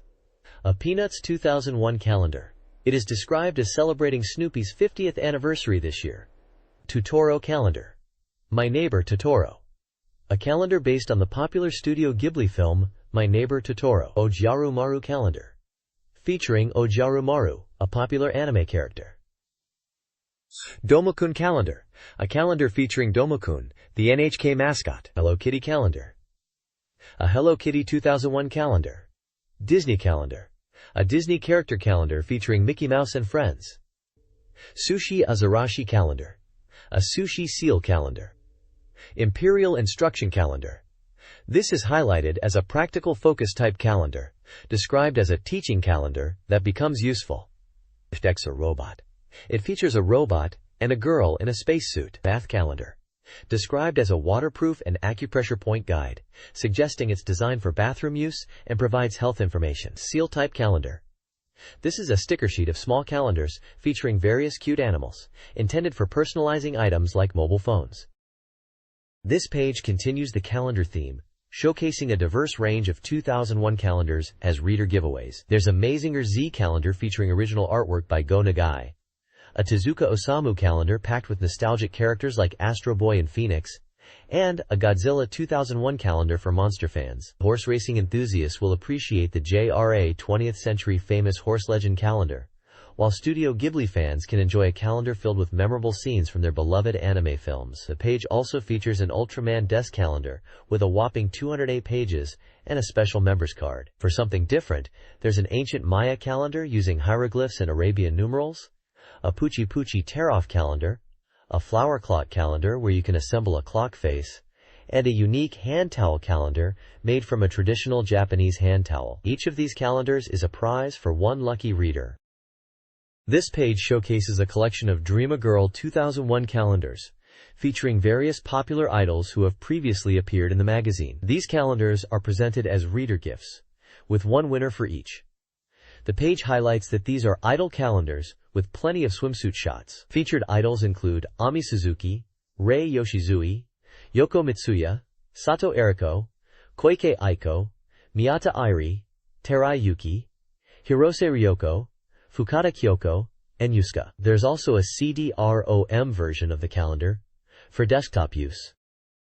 This page is an advertisement for Internet Calendars 2001. It highlights the availability of overseas celebrity calendars featuring artists and actors, suggesting that while Japanese versions are limited, a wide variety can be found online. The page showcases calendar examples of Brad Pitt, Leonardo DiCaprio, Cameron Diaz, The Beatles, Meg Ryan, Madonna, Sex Pistols, Kurt Cobain, Bon Jovi, and Britney Spears, with details on size, price, and contact information. It promotes online purchasing for a convenient way to acquire these foreign calendars, mentioning that orders of 5 or more receive free shipping and encouraging group purchases with friends. This page is a guide for the game Confidential Mission, a gun shooting game by Sega Hitmaker for the Naomi arcade board. It highlights key elements for improving your score and gameplay. It mentions that in Confidential Mission, Agents Howard and Jane embark on a spy action mission. The guide explains several gameplay aspects to help players improve their skills. For life, it details that enemies sometimes drop emblems C, M, and F. Collecting all 3 restores life. Quickness advises players to shoot enemies immediately as they appear to maximize points by shooting within the circle sight that appears around enemies. Combo explains that simply defeating enemies is basic, but firing multiple shots into a single enemy creates combos for higher scores, but to be mindful of ammo. Justice describes justice shots, which involve disarming enemies by shooting their weapons, awarding bonus points. The grenade section describes grenades as powerful weapons that explode on impact, useful for taking out groups of enemies, emphasizing timing for effective use. Finally, The attachment cases section mentions that spy items like attachment cases can be shot to obtain items and score bonus points. The next page continues the guide for confidential mission. Mission 1 is about recovering information after a military satellite is hacked, with the mission taking place in a museum infiltrated by terrorists. The guide highlights an operation where you must succeed to escape a pinch. This operation involves poisonous gas being released and agents needing to use a CMF working tool to overcome it. The page describes that the game's progression changes based on whether you succeed or fail in operations. Success in this gas operation involves sealing gas vents before time runs out, earning bonus points. Failure means failing to seal all vents in time, resulting in lost bonus points and potentially taking damage. The page also introduces the playable characters. For player 1, it's Howard Gibson, and for player 2, it's Gene Clifford. Finally, it teases other operations beyond this one, mentioning rope action missions as an example of diverse gameplay scenarios. This page is about a DJ competition using the Sega Naomi arcade board-based game Kraken DJ. The event is described as a merciless DJ battle between two DJs, Samadan and Surumen. The game uses music from beginner to normal levels, and the competition is decided by the total score of 3 songs. The rules emphasize point scoring and using scratch techniques effectively. The judges are looking for techniques and smooth transitions. DJ Samadan is described as an editor S who is often called out for recording. He is described as an otaku who specializes in mail and corner articles and sometimes DJs. His nickname is Samurai. DJ Surumen is described as being in charge of music-related series and fighting games, Yogol, etc. He is also a DJ, and his nickname is Sakamoto Julieta. The results of the competition over 3 songs are shown in a table, and Surumen is declared the winner. The page also includes a section explaining a one-way scratch elimination technique called Okamura School Scratch Technique, where the record is moved repeatedly forward and stopped sharply in rhythm. This page showcases the latest issue of the magazine, which boasts new games and strategy guides. Everything in one book is okay. Featured titles include Tales of Eternia and Gran Turismo 3 Aspect. The issue highlights a Capcom 3 Swordsman Month special feature and teases articles on games such as Mobile Suit Gundam, Dead or Alive 2 Hardcore, Last Bronx, and Dragoon Might. As a bonus, the magazine includes special schedule and touch stickers. The page also lists SoftBank Publishing's guidebook lineup. For late November, there is a guide for Tricolor Crisis on Dreamcast. For early December, guidebooks are listed for Denu Senki, Virtual on Oratorio Tangram, Dreamcast, Favorite Deer, Junpaku no Yogensha, PlayStation, and Multilancer Reinforce, Dreamcast. In late December, guidebooks include Sorcerian Original, PC, Phantasy Star Online, Dreamcast, To Heart Visual Fanbook, Kanon Official Guidebook, Dreamcast, Kakure Zuki Official Guidebook, and Black/Matrix Plus Official Guide, PlayStation. Finally, at the bottom, there's a mention of GA Graphic, an online service for beautiful girl character content, offering original comics and wallpapers. This guide unveils how to unlock 3 hidden cars in NASCAR Arcade on Dreamcast. To get Richard Petty's number 43 car, select car number 44 and shift to first gear. Adam Petty's number 45 car is unlocked by selecting car number 44, pressing the brake, and shifting into 4th gear twice. Dale Earnhardt Jr.'s number 8 car is obtained by selecting car number 3, pressing the brake, and shifting to 3rd gear. These hidden cars offer unique styling and nostalgic value, with varying performance levels. The guide encourages players to experiment with these secret unlock codes on the car selection screen to experience the special vehicles. This is a strategy guide for the Watkins Glen course in NASCAR Arcade for Dreamcast, designed for advanced players. The guide emphasizes precise cornering as the key to fast lap times on this technical road course. Key strategies include braking hard at the initial first corner to shift weight, full throttle acceleration on the uphill second corner, limited braking in the series of right and left corners, using half throttle in key corners to maintain speed, utilizing drafting on straights for overtaking, and slightly reducing throttle to manage understeer in tricky corners. The guide features a track map and screenshots to illustrate these tips, highlighting the 2.45-mile course. The next page showcases the prize caravan featuring upcoming Sega prizes for April to June 2001. It highlights plush toys of various characters, including Tsuchinoko Exploration Team, Kobuta Collection, Sushi Bear, and Evangelion. There are also Santrio character cushions and a Sega Collection plush toy Volume 2. A prize giveaway called Take Chan's Big Belly Present is advertised with an application deadline in December. The page also lists a December prize list, which includes items like action dolls, Kwayo keychains, Sesame Street plush toys, Doraemon, and Looney Tunes Christmas items. Coca-Cola themed cameras and Anpan Christmas plush toys are also advertised as prizes. This page presents a delightful array of Disney character prizes available during November and December. Headlining the collection are Super Jumbo Christmas plush toys featuring Mickey and Minnie Mouse. There's a wide variety of Winnie the Pooh plush toys in cute sizes, as well as Super Jumbo and fluffy versions, alongside sparkling plush versions. Also showcased are adorable Sleeping Pose plush toys of the 7 Dwarfs and Jumbo Pajama Pose plush toys of 101 Dalmatians. Beyond plush toys, there are Winnie the Pooh mini pair mug cups and a special Mickey and Minnie New Year soba set, marked as a perfect present. The comic strip at the bottom features Coney and Tak-chan discussing the prize flower garden, which appears to be a game center or prize machine setup there. They are excited about the new types of prize machines being introduced and the fun of the gimmicks and staff involvement in creating a lively atmosphere for customers to enjoy the prize-winning experience. They also mention a prize-selling Jumbo-kun in the context of these new prize machines. This page showcases episode 24 of the manga Guru Guru Kurin-chan, titled Ayase-kun's House by UEK USA. Before the comic strip begins, we get introductions to the main characters. First is Guru Guru Kuru, a middle schooler with scientist aspirations who's fond of Pukpukuzuzu. Then there's Usagi, a rabbit creature made from gel cells, surprisingly intelligent and sensible. Next up is Aoi-chan and Aoi-san, Guru Guru's assistant, who are described as having 2 personalities, host and human-faced. Lastly, we have Ayase-kun, a mecha enthusiast who loves Tsurutsuru Dekateka-style mecha and sees Guru Guru as a rival. The comic strip itself unfolds at Ayase-kun's house. It starts with Kurin-chan holding a rabbit plush, telling someone named Yoki-ai-chan not to turn it into Guru Guru Zozu, while Ayase-kun wonders why Guru Guru is barging into his house and questions what they are doing. Guru Guru then announces he wants to conduct creature research there, much to Ayase-kun's dismay, who refuses. Kurin-chan discovers a small robot toy, declaring it's not a toy, just as Ayase-kun firmly says no to something. Guru Guru tries to persuade Ayase-kun, calling him boy, and eventually Ayase-kun relents, mentioning Pukpukuzuzu. In the final panels, Kurin-chan expresses her love for Guru Guru number 1, while Guru Guru also mentions Pukpukuzuzu, again, suggesting it's a significant concept within the manga.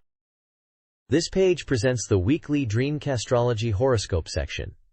It provides fortunes for each zodiac sign for the week of November 24th to November 30th. For each sign, like Aries, Taurus, Gemini, Cancer, Leo, Virgo, Libra, Scorpio, Sagittarius, Capricorn, Aquarius, and Pisces, there are separate fortunes for boys and girls. Each zodiac section includes a lucky color and a lucky item, along with symbols indicating fortune levels in areas like money, health, love, work, and play. Additionally, there is a Lucky Person of the Week section featuring Jean Lee from Dead or Alive 2. The horoscope advises them to try dressing stylishly and to subtly show off their new clothes. A side panel titled Hakozaki Stayeth Home reflects on the last month of the 20th century and encourages readers to try new things in the coming month.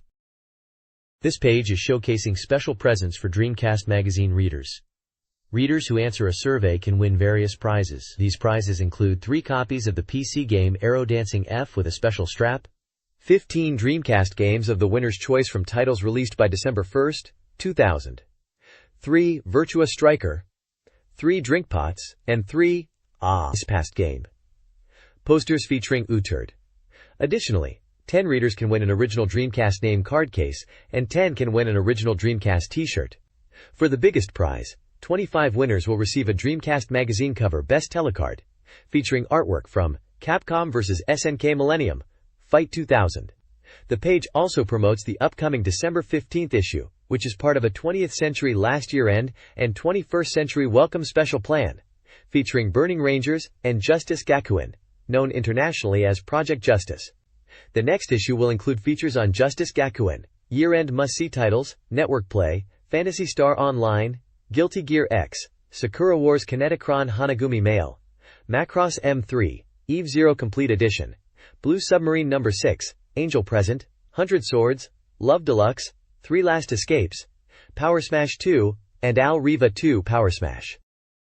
This page is an advertisement for the Dreamcast game Charge N Blast, an exhilarating action-shooting game where players take on the role of Special Forces soldiers equipped with the latest weaponry to defeat invaders. The game features 3 characters with different abilities and missions to complete. It was released in Japan on December 7, 2000, for 4,800 yen, excluding tax. The advert showcases in-game screenshots and character artwork, and includes details about the game's specifications, such as being a Dreamcast GDROM title supporting 12 players, and being compatible with vibration packs and VGA output. This page is an advertisement for the upcoming Dreamcast game Angel Present, scheduled for release in February 2001. The advertisement describes it as a touching story that will resonate with players, inviting them on a journey to find what is precious to them. The page features artwork of the game's characters and scenes, showcasing an anime style and hints at a story centered around angels or angelic themes.